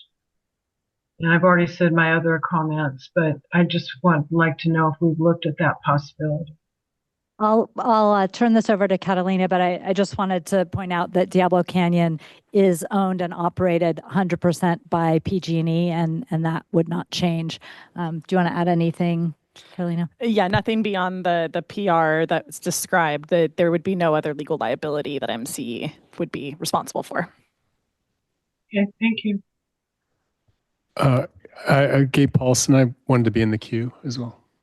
All right. And thank you. Director Zorn. Director Zorn. I'm in the queue. Thank you. I want to thank Mayor Martinez for making that suggestion about Deep Green being nuclear free, because I felt like that was a really good suggestion that we all kind of went, oh yeah, okay.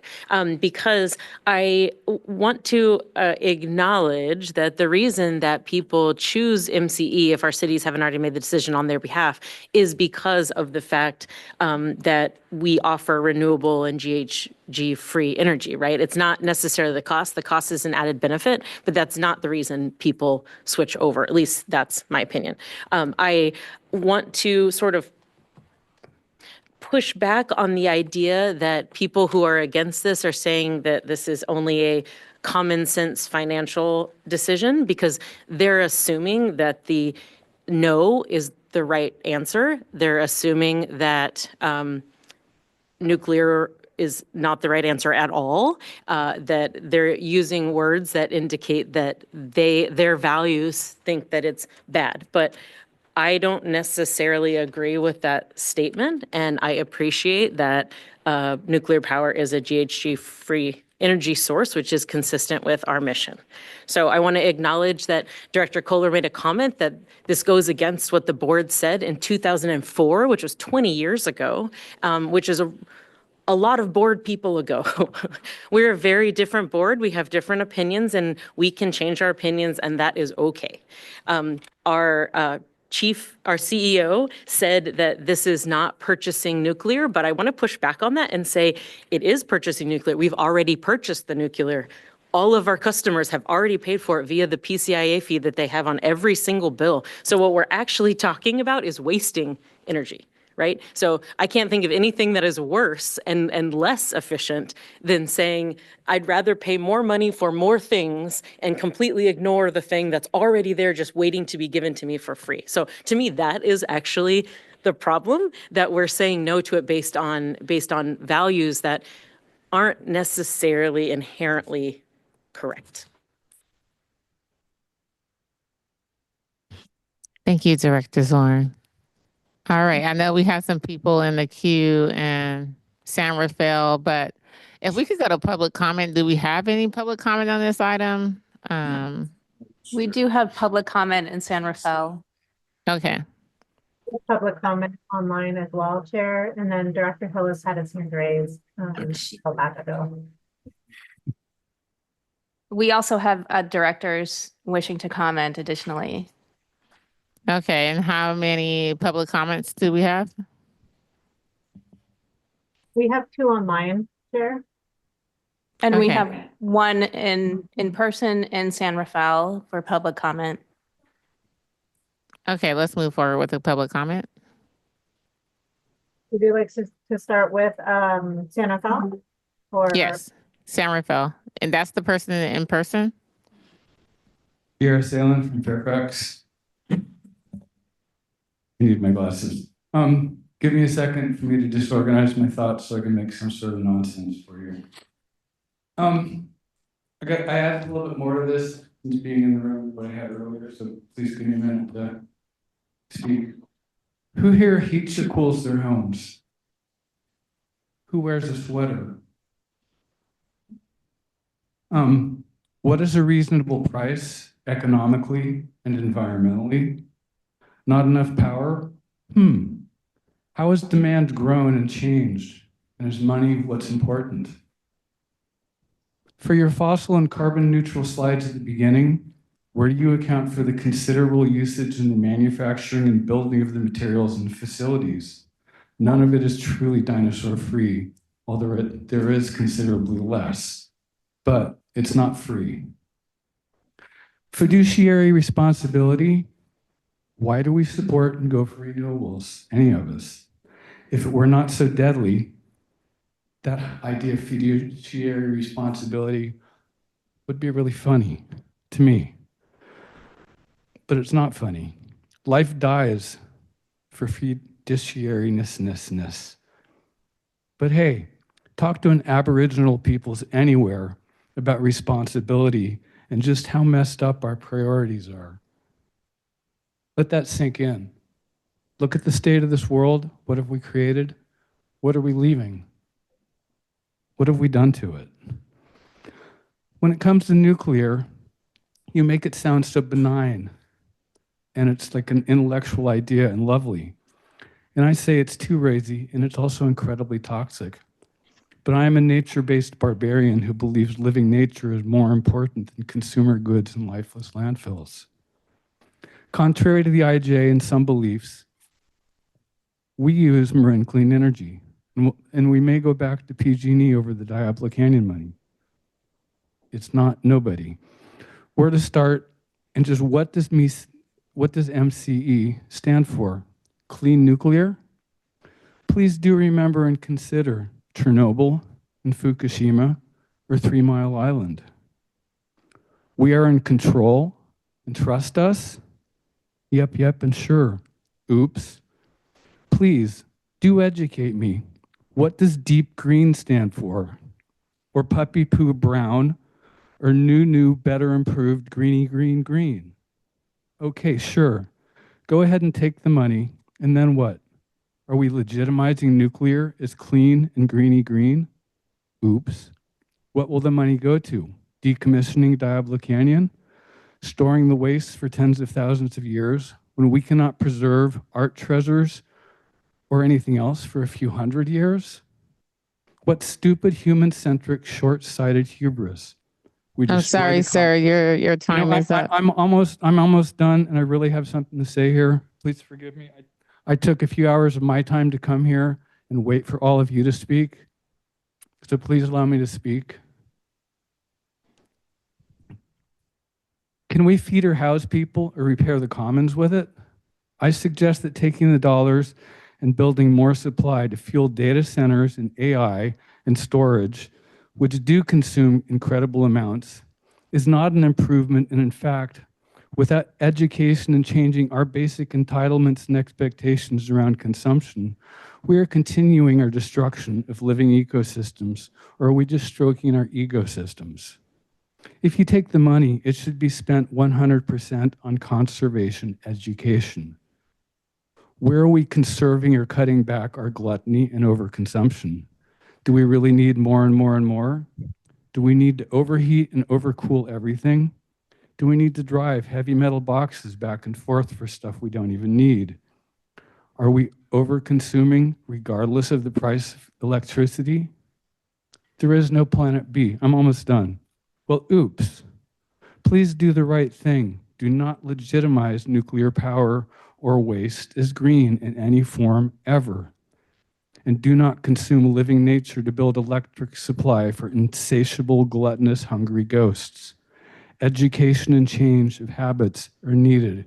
If we don't change how we're heating our houses, how we're cooling our houses, if we don't change that, it doesn't matter how much supply we have. We're never going to have enough. Thank you. Thank you. Jessica, our next public comment. There's a few online. Is there any others in San Rafael, Kathleen? No others in San Rafael at this time from the public. Okay. We have Rebecca Collins, Howdy Gowdy, and Timothy Smith.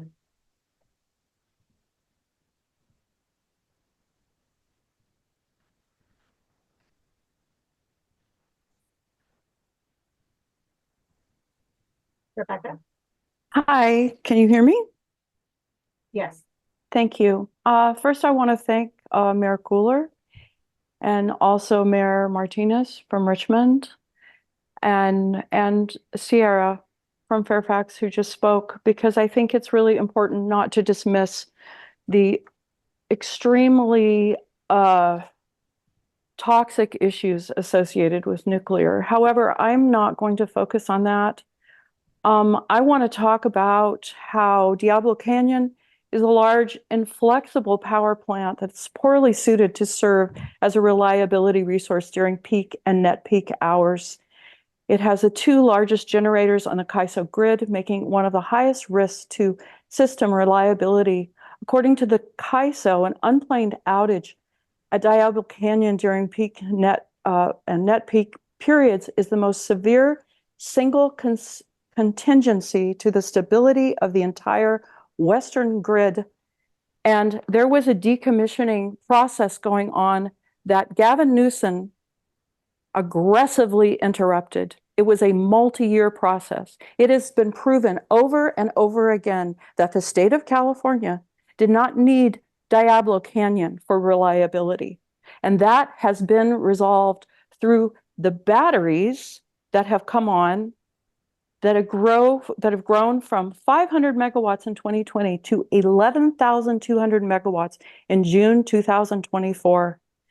The Environmental Working Group has also shown that since Newsom ran through that legislation in 2022 to keep the plant open, ostensibly to avoid blackouts, the cost of keeping Diablo open has gone from 5.2 billion, PG&E's estimate, to just a few months later, 8.1 billion.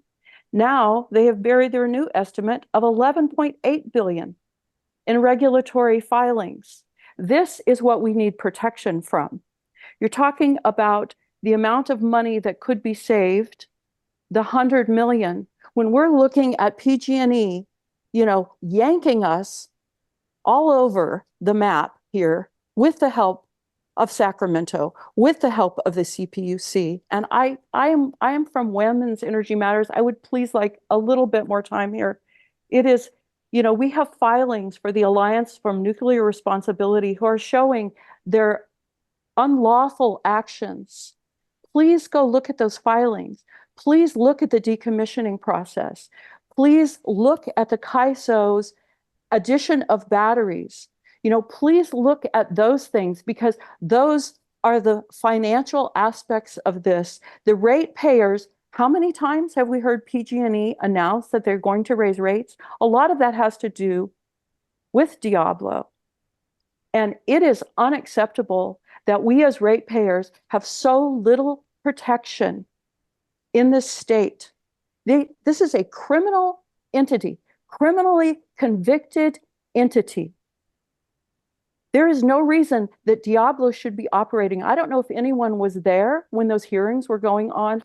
We had hundreds of people come out and ask that the decommissioning process continue. Every single environmental organization in the state of California showed up for that, and national organizations begging that the decommissioning process continue. It is a fallacy that we need Diablo Canyon for reliability. It is a liability, not only environmentally, it is a liability to our grid. And there are evidence of leaks in the creek. 2.5 billion gallons of water every single day that kills 1 billion fish a year. If that thing blows up, that is the Central Valley, that is Southern California. There are no evacuation plans. So thank you. All right, Ms. Collins, I'm going to have to stop you. Okay, Barbara George, your conference room is named after Barbara George. She helped start MCE, as did I. She dedicated her life to stopping nuclear power. And I think that needs to be taken into consideration as well. Thank you very much. Thank you.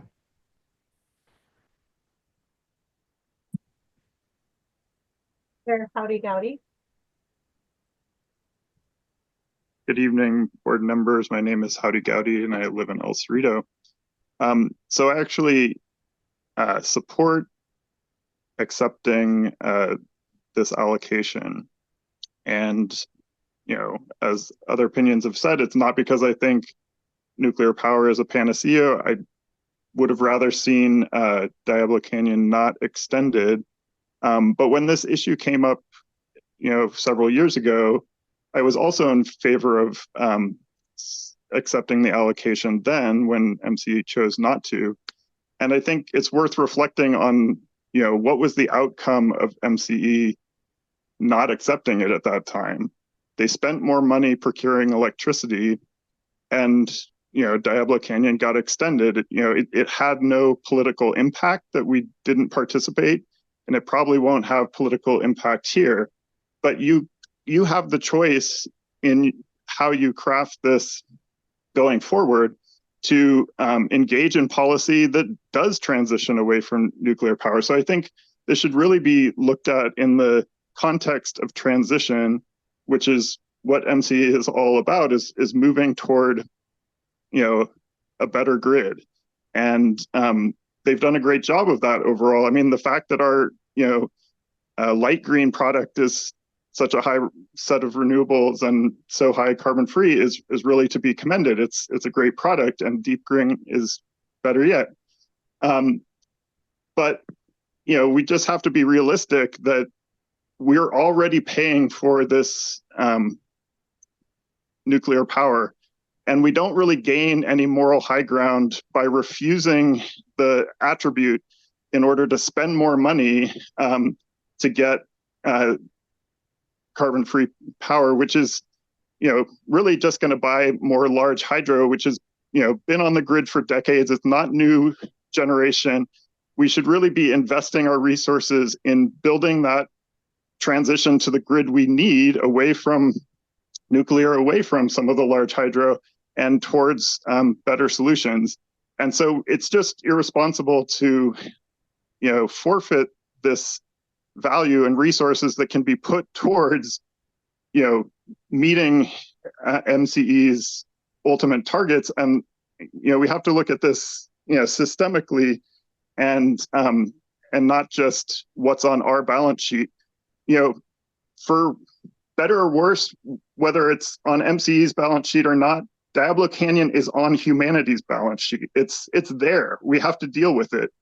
I'd like to see it go away too, but we need to put our resources into moving away from it, rather than, hindering ourselves from being able to take the actions that move away from it, because we're already paying for it, and we need to get, credit for what we're paying for, so that we don't have to waste other money on things that could be going towards better uses. So I'd say accept it and include a strong, policy and political, statement going forward. But it's really reckless and wasteful to not accept it. Thank you. Thank you, sir. Madam Clerk, is that the last public comment? Timothy Smith. Hi, can you hear me? Yes. Yes, I'm Timothy Smith on behalf of Stand Up for Nuclear and Save Clean Energy California. I would like to indicate my support in favor of accepting the allocation. I also want to mention, just to let everyone know, there are people like me out there that I support the operation of Diablo Canyon past 2030, and I also support the construction of new nuclear in California. I know that's way beyond this meeting, but I just want to indicate there are people like myself who take the complete opposite side of the issue, that not just we need Diablo, but we need additional nuclear even beyond Diablo. But a couple of facts I do want to point out that I don't think have been mentioned, more specifically related to this item, is one is that Ava Energy in Alameda County in the East Bay voted last night 10-5 to accept this allocation. Again, Ava was a CCA that had previously rejected power from Diablo, but they voted just last night to take this allocation for many of the reasons the staff at MCE has been suggesting the board do so tonight. The second thing I want to point out is there's nothing in the founding documents of MCE, and back when it was Marin Clean Energy, there's nothing in the Joint Powers Agreement that bans nuclear, or from what I can tell, even mentions the word nuclear. So there is this board resolution from many years ago, but even beyond that, there's nothing in the legal founding documents of the organization that actually commits the organization to a policy against nuclear. Maybe that's what the people who founded the organization intended, but it is not in the written documents. And I think there has to be some acknowledgement and respect for that, if it was so important, it would be in the Joint Powers Agreement, and it isn't. And the third point I want to make is, there's been a lot of criticism of the state government in Sacramento for keeping the plant open. There's also been a huge role of the federal government. The Biden administration Vice President Harris, President Biden, Secretary of Energy Granholm have played a very large role in wanting to keep the Diablo Canyon in operation. They have considered nuclear to be very important. They've made a lot of statements about this, not just in California, but in the entire country. So I just want to point out that this is not just Sacramento. This is Washington, D.C. as well. And it's just not Governor Newsom who was pushing for this. So thank you. Thank you, sir. Madam Clerk, do we have any additional public comment? Like there might be a member of the public in San Rafael. Yes, we have a public comment in San Rafael. Hello, thank you. I have more of just a couple questions. I heard the phrase system power mentioned tonight, and I might be misunderstanding, but I believe that includes nuclear, coal, as well as natural gas. And I'm wondering if this is just like a mysterious electron package, or does MCE know kind of the exact breakdown of the percentage of where this energy is coming from? And the second part of this question is, if MCE declines to, accept this allocation offer, is it like a direct substitution? The alternative is system power? Thanks. Thank you. Madam Clerk, do we have any additional public comment? I see no additional raised hands online, Chair. Kathleen, can you confirm that there are no others in San Rafael? We have no other public comment in San Rafael. Thank you. Bringing it back to the board, Director Hills. Yes, thank you. I just wanted to clarify something because I heard something in one of the earlier comments from one of my colleagues that appeared to be confused by one of the comments that I made before. When I indicated that I believed rejecting this would constitute a tax, it had nothing to do with subsidies provided by the state or approved by the CPUC. It more directly had to do with our decision in front of us tonight. Rejecting this would amount to a tax on our ratepayers by directly resulting in an increase in their utility rates. So just to be clear, that is what I meant by that. Also, just to be sure that folks know where I'm coming from. I used to work for California State Parks. I did that because I value the natural resources of our state. On my home, I have 17 kilowatt hours worth of solar panels with 2 battery backups. I have 2 electric vehicles.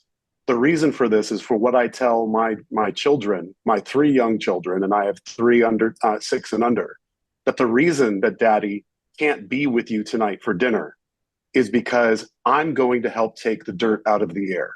That's how I help to explain to folks, kids, that can't understand what it is that we're talking about, what MCE's mission is. And when we come to a decision like this, where we are choosing potentially to increase our ratepayers' rates for a PR exercise. I also used to work for a PR firm. And I think the PR exercise terminology is exactly what we're talking about here. Our decision tonight has nothing to do with whether or not Diablo Canyon continues to operate, has nothing to do with whether or not, if something were to happen to Diablo Canyon, whether that is something that somehow we are responsible for. This has everything to do with a accounting gimmick that the state of California has put before us, where if we don't accept this, we have to buy other electricity that will, or allocations that will amount to $100 million over 6 years. For comments on whether or not Diablo Canyon should continue to operate, I would highly suggest folks that aren't already doing so to be present at CPUC hearings, where they can have a much more direct impact over whether or not Diablo Canyon continues to operate. When it comes to whether or not Diablo Canyon should continue to operate beyond 5 years, I think that may be a decision for 5 years from now. What I would say is, and I've said this at the prior board meeting, we are in the middle of a climate emergency. We recently passed the anniversary of the day in September of 2020 when our skies turned orange, when the day turned to night, because our state was on fire. When you are in an emergency, you act like you are in an emergency. And in an emergency, all options need to be on the table, including nuclear, including solar, including wind, including hydro and thermal energy. We are in a climate emergency, and to put ourselves in a PR exercise and claim that one type of energy that is available now that can help to make sure that my children will have the California that I grew up with, or even a chance at that, when we all know that we are now having to discuss heat storms, or we have to decide whether or not our children can go play outside because we have, for example, Arizona this year had over 100 consecutive days over 100-degree weather. That is directly attributable to the greenhouse gas emissions we are putting in the air. When you are in an emergency, you act like one. And anyone that would try to say that this is purely a political conversation, I am not up for re-election. And the fact that someone would disparage the principles that may not disagree with theirs as purely being for a political exercise, this is because I care about the future of my children, and because it is critical for us to have all options on the table. And it also is equally critical for our ratepayers not to be unnecessarily taxed because people want to engage in a PR exercise on something that has zero impact on the policy issue that they are seeking to address. Thank you. Chair, Thank I you. believe I was in the stack. It's Director Perret. Director Prey. Thank you. I have the honor of chairing the executive committee, and we voted unanimously to recommend accepting this allocation. I believe the technical committee, chaired by Director Murphy, also voted unanimously. I understand the desire possibly to push off till November. The reality is we've had two committees that had rigorous discussions on this. We've also discussed this at a previous board meeting. Folks have had chances to ask questions in advance of this meeting, have had chances to talk about it at this meeting. I'd like to call the question. I'd be happy to make the motion. I'll second the motion. Can we have a little bit of additional time for comment if that's possible? Yes. Yes. Okay, so I will go next. I'll be as brief as possible. I agree that it would be irresponsible to not accept the allocation. I think the public health dangers of climate change far outweigh any discussion of nuclear.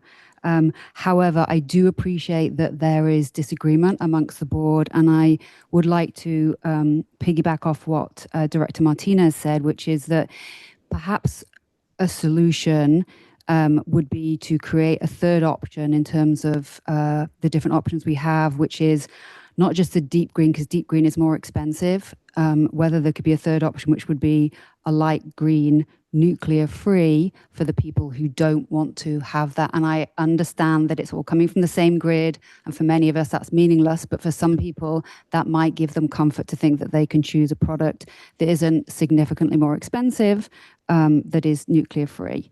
The third comment I wanted to make is that following up on what other people have said, that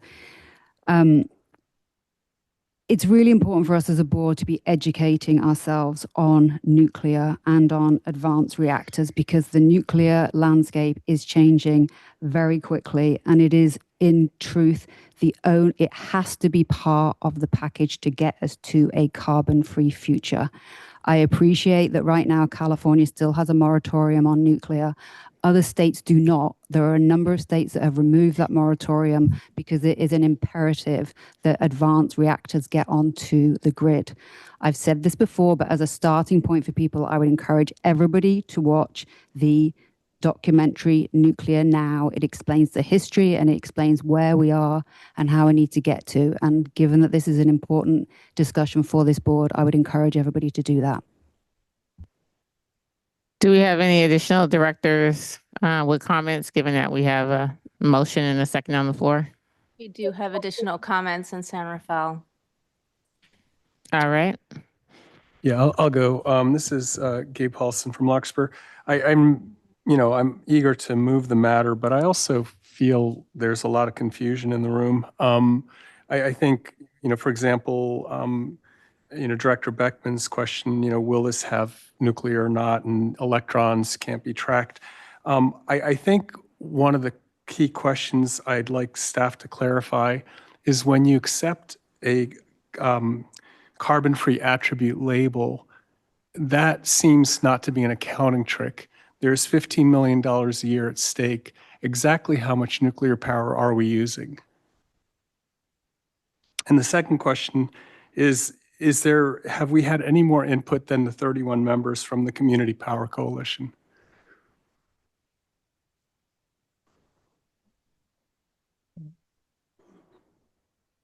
Because I appreciate that the executive board has tossed this back and forth, but I'm not seeing a lot of clarity here. Yeah, so I don't have a different answer than I offered when Director Beckman asked the question about, where will this nuclear energy actually be going? I can repeat the answer, which is that, that the energy from Diablo goes to the closest point, physically on the grid, but the electrons are not accounted for on the endpoint of where they end up on the grid. It is a bit of an illogical process to describe, where the energy is accounted for versus where it's actually flowing.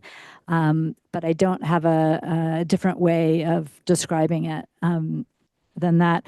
But as far as your second question, as far as the public comment that we've received, we do have a number of letters that were included in the various packets that you received this week. And then I'll turn to Jenna to see if she wants to add if there's been other comments that weren't already discussed this evening. We have had a number of committee meetings on this issue. But most of the comments that we received were through the Community Power Coalition and directly to the board this week. We did not receive written comments between the first board meeting on this topic, which was several months ago, and this week we began receiving letters on Tuesday. So there wasn't anything that you missed before that time. But do you want to add to that, Jenna? Yeah, just as a reminder, the meeting that we had in July was 31 attendees from 17 organizations. The invitation to participate in the conversation went to over 200 individuals representing over 170 organizations across our service area, including the Sierra Club. I had a conversation with the Sierra Club on Tuesday, and we received, I think it's 33, but it's a little over 30 letters this week, the majority of which were from the Sierra Club petition. So you see that they follow the same format. At least one of those, maybe two, but one for sure was in support of accepting the allocation. So in terms of kind of numbers, it's sort of split pretty evenly between folks who recommend opposing and folks who recommend accepting.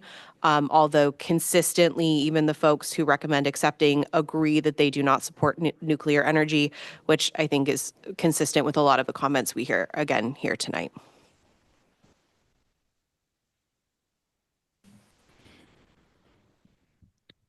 Do we have any other board members in the queue before we? Oh, I'm sorry. I just wanted to follow up. On the first question, again, I feel like we're buying a basket of goods. And if we're being penalized 15 million a year, let's not talk about electrons. Let's talk about why it's 15 million a year. And I'm curious what that means to the ratepayers, how much it'll go up. I think the question was asked before, but that is quite material because we're talking about a lot of vague risks, like the Diablo Canyon itself is probably a 1 in 7 million chance of failure, according to the Nuclear Regulatory Commission. And as far as how much more ratepayers are going to pay, it'd be nice to know what that percentage is. Is it 2%, 5%, 10%? Could staff provide that even if we vote tonight? Is that something that's within our analytic powers? Yeah, I can respond to that. I appreciate the question, and I can provide some additional information on that. As you know, we have an annual budget that's in the $650 million range. $13 to $15 million a year is a relatively small portion of that. So, how much that's going to move the needle is going to depend on, what are other pressures on the budget? What are we paying for our RA? That often will have a big impact on our budget. What are we paying for our other power supply?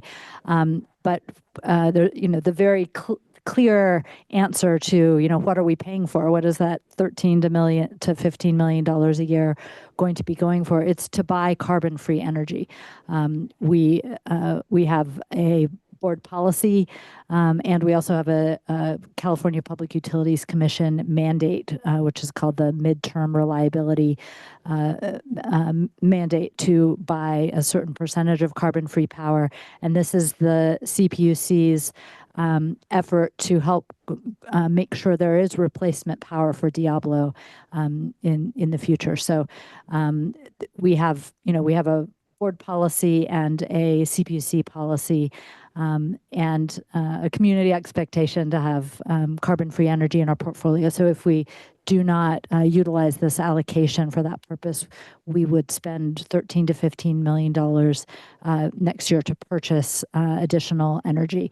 But again, that's a very rough estimate. We haven't yet done any purchasing. We're just looking at where the market is today, and that has fluctuated quite a bit over the last 6 months. So hopefully that helps. Great, thank you. And that's about 4%. Is that a 13 out of 600? 2 to 3%. Okay, so ratepayer rise would be about 2 to 3%, to put it in perspective. Yep. Thank you. Hi, this is Director Salter. I have one last comment. I don't know if there's anyone else. All right, Director Salter. I just wanted to close one last comment to say that sort of bring some focus back to what this board is and what this company is and what it's not. This is not Greenpeace. This is not the Sierra Club. This is Marin Clean Energy, and it's an energy company. And that is what we are tasked to do, is supply energy for our ratepayers, number one. And there is not enough clean energy right now in the universe to supply them with 100% green, clean energy. Unfortunately, I think what I'm not hearing in here is I think everybody's intentions around I think the state of California would love to decommission the nuclear power plant and have more green energy. Everyone would, but it doesn't exist. So we have to do what's in the best interest of the people who are relying on us for their electricity. And what they need is electricity as green as possible, and then at a reasonable rate. Those are just like those need to be our guiding principles. As much green as we can get at a reasonable rate. And it's just totally living in fantasy land to think that Diablo, it's on the reason why it's extended and it's in commission it hasn't been decommissioned is we need the energy, because guess what? It's getting hotter.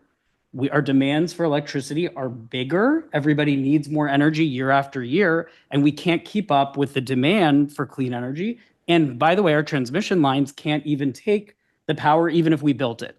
So we have to live in what our job here is to do, which is not live in hypotheticals and not pretend that we have any say over Diablo Canyon, what it does and what it doesn't do.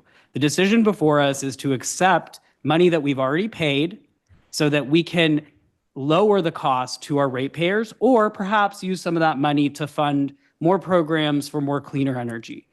That will be another decision. But to not accept this is doing nothing. Nothing, no benefit. Diablo Canyon will still be there. But what we'll be doing is either taxing our ratepayers and making them pay for a political move. And that does not sit well with me at all, because the people at the low income stream, I'm going to say it again, are going to pay for this because people in this room want to then go and say, I'm against nuclear energy and I voted it down and I didn't want to accept this. That is because you're a politician. If you care about the people, the ratepayers who are in Marin Clean Energy, they want as green of energy as we can provide at a reasonable rate. Those are the goals. And you should be voting in that light. If you have other issues, please take them to Greenpeace. Please take them to the Sierra Club. Please go to the CPUSC meetings and fight the state and fight the federal government. But don't make our ratepayers pay more for your political ambitions. Thank you. I'm really amazed that someone can sit here and accuse people of playing politics, accuse people of doing PR. I mean, if we want to talk about PR, there was someone who actually had to lay out all his credentials to prove that he was a good person. If he's a good person, he doesn't have to do that. He can just state his case and let his decision announce who he is. What I don't want is a shell game where we say we're for clean energy and we're substituting we're substituting greenhouse gas free as clean when some greenhouse gas free is not clean. So I would like to make a substitute, a friendly amendment to the motion, and that is that we, if we vote for this, we provide an extra category that is nuclear free. And if we're so concerned about our ratepayers, why don't we create a nuclear category so that people who take it can get it for free, you know, and we can offer it to our dispossessed communities, the ones that we care about so much. You know, Madam Chair. when we talk like that, we're talking politics. And I don't think anyone here is talking politics except for the people who say that we're talking politics. Point of order, Madam Chair. The question's been called. So, And a friendly amendment has been made. Do you accept this friendly amendment? Chair, may I just ask a clarifying question? I know that a motion was made, but I didn't actually hear what the motion was to either accept the allocation or not. And I'd love to just clarify that up. I believe Director Perret made a motion. Yeah, the motion was to accept the allocation. Thank you. And I believe Director Perkins seconded it. Okay. Director Perret, do you accept the friendly amendment? I don't. I think we already have the deep green option for folks. I would suggest maybe some messaging in regards to making it clear that deep green is nuclear free so that customers are aware of that. Some customers may be unaware of that. Obviously, we advertise it as being renewable, but just making that clearer for customers, I think, would be a good way forward. all right. Chair, we have a so- motion on the floor and it's been seconded. All right. I'm turning it over to you, Madam Clerk. Clarify, the motion was by Perry and then the second was by Ellis. Director Perkins. Perkins. Belvedere, Yes. Concord, Yes. Contra Costa County, Yes. Corte Madera, Yes. El Cerrito, Yes. Fairfax, No. Fairfield, Yes. Hercules, Yes. Lafayette, Yes. Larkspur, Yes.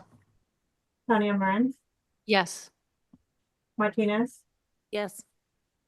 Mill Valley, Yes. Moraga, Aye.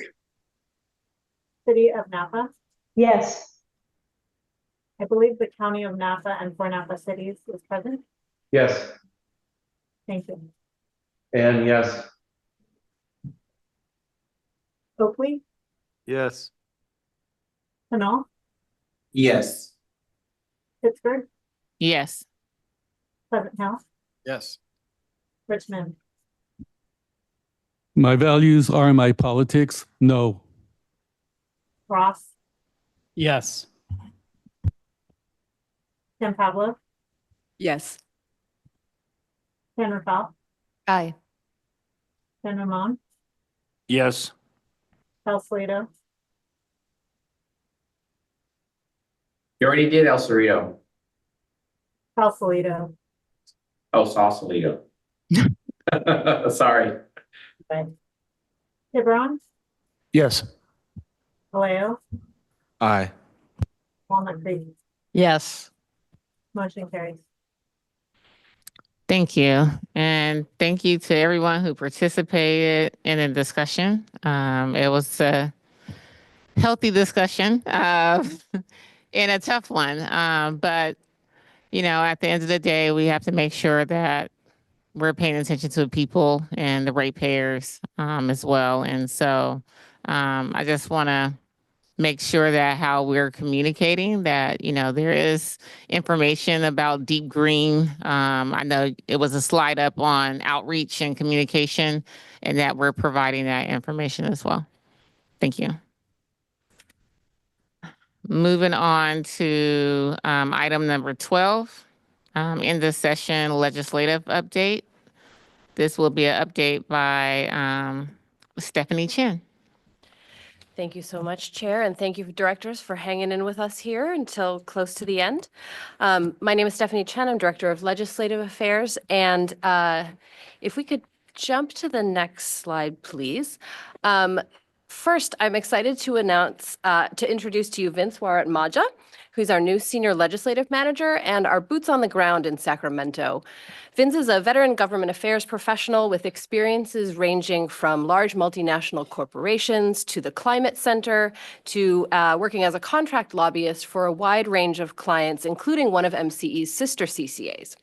Vince will be helping us to tell our story in Sacramento and help us grow and manage our network of legislators, staff, and advocates who support MCE and community choice. We also work with two fantastic contract lobbyists at Nimala Pappas and Associates, Emily Pappas and Jamie Miner, who we've worked with since the very early days of MCE. In this work, we are guided by our North Stars of MCE's mission, our procurement and programs priorities, and our board-adopted legislative guidelines, which focus our work on supporting community choice, reducing GHG emissions, promoting local economic and workforce benefits, and advocating on behalf of CCA customers. We engage throughout the year by taking positions on bills, testifying in policy committees, maintaining strong relationships, and generally making sure that MCE is visible in the capital community and has a reputation for innovative clean energy solutions that meet both local and statewide priorities. The photos that you see up here are our current legislative delegation, and this year, 3 of our senators will be terming out, so we'll have 3 new members in our 10-member delegation. This will mean that we'll be doing a lot of education on MCE and our service offerings and our customer programs. Can we jump to the next slide, please? So this is a very incomplete list of this year's top priorities for the legislature, focusing only on the bills that we were actively tracking. And we'll talk about most of these categories in greater detail as we move through the presentation. This year, affordability, surprising no one, was the top energy-related priority for legislators really across the state.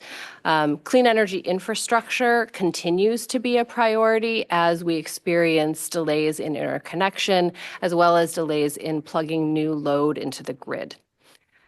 This year, we also saw a big uptick in activity around AI. Several bills that were, for the most part, not specific to energy and climate, but rather were designed to advance transparency and privacy protections and impose some rules and regulations for AI.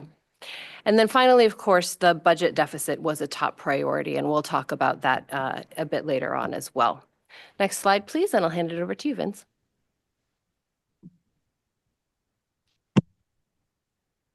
Thanks, Stephanie, and I appreciate the opportunity to present to everyone here on this board. I'll be providing a high-level overview of our legislative engagement in 2024, including the measures that we supported and otherwise engaged with, so that we can set the table for a more substantive discussion later in the presentation. During this legislative session, MCE took official support positions on 8 bills, 5 of which passed and are currently awaiting a signature from the governor. We did not take any official opposition positions. That said, we did engage in a successful campaign to prevent the introduction of a proposal to sunset energy efficiency programs, which are critical tools in our efforts to reduce carbon emissions and maintain reliability.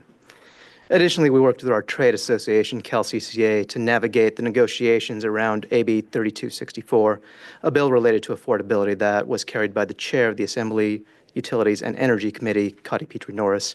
We'll discuss that measure and its implications later in the presentation. Next slide.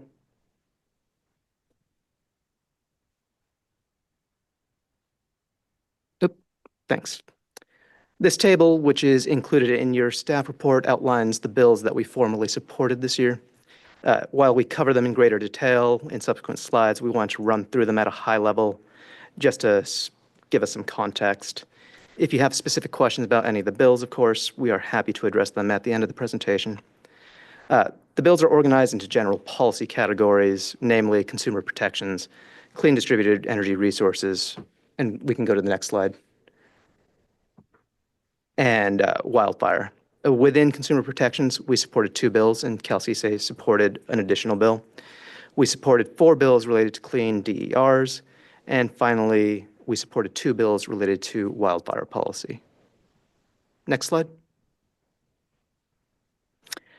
Before we go into the bills in greater detail, we wanted to take a step back and note one of the major issues that loomed over and colored this year's legislative session, as Stephanie alluded to earlier, the $46.8 billion budget shortfall, which needed to be closed by the legislature and the governor. After several blockbuster budget surpluses, during which large funding commitments were made to clean energy programs, policymakers were forced to make difficult decisions with respect to program funding, resulting in many trade-offs. These included cuts and delays to climate and energy programs, though some were saved by shifting them to other revenue sources, such as the Greenhouse Gas Reduction Fund. As deficits are expected in the future years, the legislature also explored new ways to generate revenue, especially for climate mitigation and adaptation projects. This resulted in the effort to enact legislation that placed a $10 billion climate bond on the November ballot. If passed by the voters, the bond will fund a wide variety of project types, including safe and affordable drinking water, wildfire prevention, drought preparedness, and clean air projects. While they do not represent the bulk of the bond's spending, some energy funding is included in the bond, such as transmission financing, incentives for long-duration energy storage, offshore wind, and energy efficiency funding. Back to you, Stephanie. Thank you. Next slide, please. So as we noted, energy affordability was a huge theme of this session, including not only energy utility bills, but also the cost of gasoline. And throughout the session, many legislators noted that this was one of the issues that they got calls about the most from their constituents. And as you may recall from the beginning of the session, there was a lot of attention on the income graduated fixed charge at that time. And AB 1999 became the primary focal point for that debate. But the issue did cool off mid-session substantially after the PUC adopted a much more moderate IGFC than some of the proposals that were initially put forth. And so at the end of the session, the only bill that made it to the governor's desk is just a reporting requirement for the PUC to report to the legislature about 2 years from now on how the IGFC is working. The IGFC debate really is about who pays what or how we slice up the pie. The one thing it really doesn't do is address the total revenue requirement or the total size of the pie. It just allocates those slices differently to different customers. So what we really still need to do is find a way to reduce the total cost of service. And this is the only time you'll ever hear me argue for a smaller pie. Several other bills this session tried to address the total cost of service, including IOU rates of return, but we really didn't see any game changer solutions. Next slide, please. So very late in the session, in really the last few days of the session, a package of 7 bills focused on affordability was introduced, including measures on streamlined permitting, wildfire risk reduction, gasoline prices, and consumer protections for customers who are at risk of disconnection. That package also included AB 3121, which would have made cuts to 3 ratepayer-funded incentive programs, but that bill did not pass. It also included AB 3264 that Vince mentioned earlier, and that bill includes 3 major parts. It directs the PUC to identify alternative financing options for building out new transmission, and also to develop a framework for analyzing total household energy costs, again, including electricity, natural gas, and gasoline. It also significantly expands an existing report that the PUC submits every 3 years to the legislature. And one of those expansions would require the PUC to evaluate and report on CCA self-funded programs, like MCE's EV incentives and MCE Sync. Because these programs are self-funded, today the PUC doesn't have anything to do with them. If this bill does get signed, this new evaluation requirement does raise concerns about CCA autonomy and the expansion of PUC oversight. Now, since this bill was introduced, or the amendments in question were introduced just a few hours before the deadline for new bill language, there was literally no time to fix any of these problems before the bill got voted out. So MCE is going to be working with CalCCA over the winter and into next session to pursue cleanup legislation to roll back that PUC scope creep, and we'll look forward to keeping you posted on those efforts as we roll into updates next year. Next slide, please. So there were a handful of energy-related consumer protection bills this year. Among them, SB 1130 would expand the eligibility for the FARA program. That program is currently available to households of 3 people or more that earn up to 250% of federal poverty. And the bill would make it available to 1- and 2-person households with the same income cap as well. MCE did support that bill, and we also supported SB 1142 by Senator Menjivar, which provides additional consumer protections for customers who are at risk of disconnection or who have already faced disconnection and are working to get reconnected. And then AB 2672 makes Project Home Key sites eligible for the CARE discount as well. Because those are relatively recent, they hadn't worked their way into that program yet. Next slide, please. Clean energy infrastructure continues to be a priority issue. And in the last month of the session, the Senate was really focused on a 5-package bill to address this issue called the California MADE package. It included permitting reform measures, as well as a tax credit that was designed to promote in-state manufacturing and clean energy, as well as jobs. But that package ended up getting caught up in all of the last-minute political negotiations, and it never actually went into print. Outside of that package, a few bills did make it to the governor's desk, most notably 2 that are designed to enhance transmission capacity through the use of grid-enhancing technologies.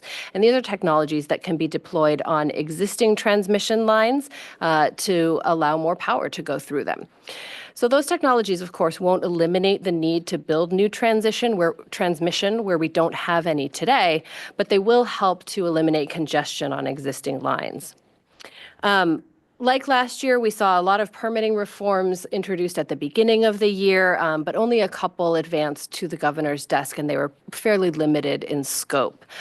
So again, in this issue area, because we didn't really see any game-changing solutions, we do expect this to be a priority next year as well. Next slide, please. All right, my turn again. So like I mentioned before, we supported 4 bills related to clean distributed energy resources. The first was SB 1221 by Senator Dave Min. This bill would have established pilots for neighborhood decarbonization so that we can start working our way of winding down the natural gas system while electrifying homes. The next one was AB 593 by Assemblymember Matt Haney, which was a measure that would have required the CEC to develop a building sector emissions reduction strategy. Next, one of our outgoing Senators Nancy Skinner introduced a bill related to bidirectional vehicle-to-grid integration that would help enable that policy to move forward. And finally, Senator Josh Becker introduced SB 1095, which would have made it easier for manufactured and mobile homes to electrify. SB 1221, the Neighborhood Decarbonization Pilot Bill, and SB 95 are both sitting on the governor's desk right now, while AB 593, the Building Sector Emissions Reduction Strategy, and the Manufactured Home Bill both failed to make it through the legislative process. Next slide, please. We also supported 2 wildfire-related measures this year. The first was SB 1014 by another outgoing member of our delegation, Senator Bill Dodd. And that bill would have required CAL FIRE to prepare a statewide wildfire mitigation strategic plan. And unfortunately, that one didn't make it across the finish line either. The second bill, another one carried by a member of our delegation, Assemblymember Rebecca Barr-Kahan, authorizes fire protection districts to require utilities to provide 24 hours notice before performing a controlled burn. That one currently sits on the governor's desk. Back to Stephanie to bring us home. Thank you. So looking ahead to next year, again, we expect that affordability is going to continue to be a priority issue because IOU rates keep rising. And since this year's bills really only made some incremental progress on that issue. We're also going to continue to educate legislators and staff on why CCA autonomy is so important and to push back on PUC jurisdictional scope creep.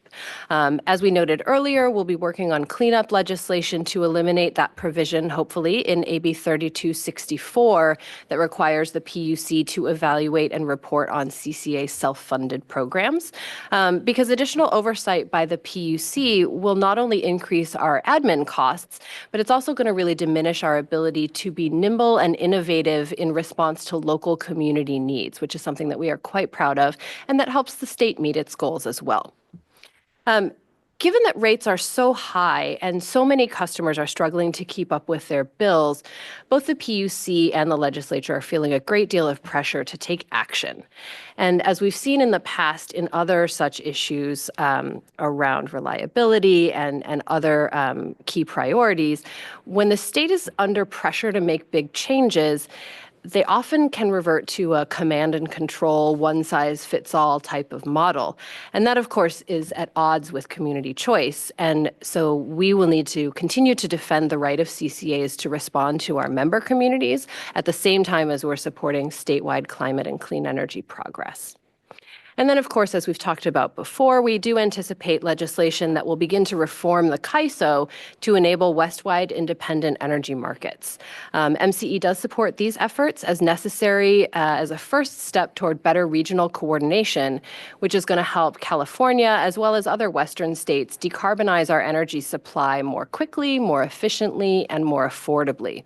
And we will talk about these efforts in greater detail and where that process is now at the upcoming board retreat next month, so pitch for that event. And I think that is our last slide. So with that, thanks so much and happy to take any questions. Thank you both. Are there any questions or comments? We do have a question or comment in San Rafael. It's Gabe Quinto, El Cerrito. My question is, Stephanie, I wanted to find out, as well as our new colleague, what is your take on the climate bonds? Where do you see that? That's a good question. You know, I don't have a good sense for what the polling looks like on that bond.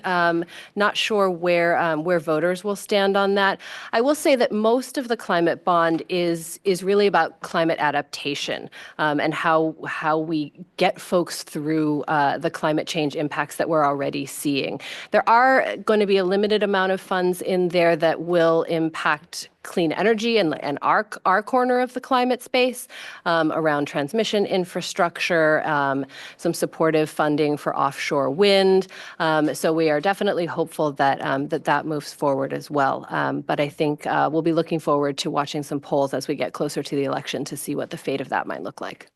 Yep, thank you. Looking at the huge deficit that California has, the largest ever, and knowing that the governor is stretching this deficit until the end of his term, again, the importance of making sure this climate bond gets voted through. So we'll please keep us posted on that on the polls, and definitely we're dealing with fires up and down the state, the most ever this year. So I was told that will be, dealing with catastrophes, natural disasters will also play a part on these climate bonds as well. So thank you, Stephanie, for the update.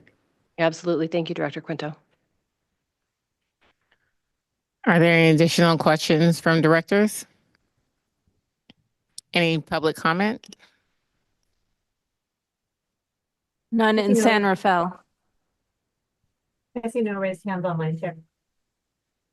All right. And so that was not an action item. That was just a discussion item. And then we will move on. Item number 13. We will push this to a future meeting. All the materials have been finalized, including the financial statement and the audit report. The materials have been posted. However, we are waiting for our report from the committee. So we'll have it at a future meeting. Moving on to item number 14, board and staff discussion matters.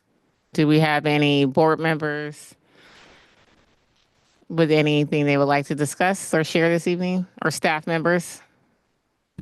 I wanted to make, just have an announcement. Is that okay, Chair? Yes, Director Quinto. Thank you, Madam Chair. Know that, with Cal Cities, I encourage all of our local elected officials to apply for a policy committee. And it's great to see that the Bay Area takes a lead when it comes to environmental policies. So we have until the 26th of this month to apply. So I look forward to seeing everyone in Long Beach next month at our convention in Long Beach. Thank you. Thank you. Thank you for sharing that update. All right. Well, if there isn't any other questions or comments, I will move to adjourning the meeting at 9:42 p.m. And then, so next month, we'll see each other for our retreat. And then in November, we'll come back for our regular board meeting. Everyone have a good night. Thank you again.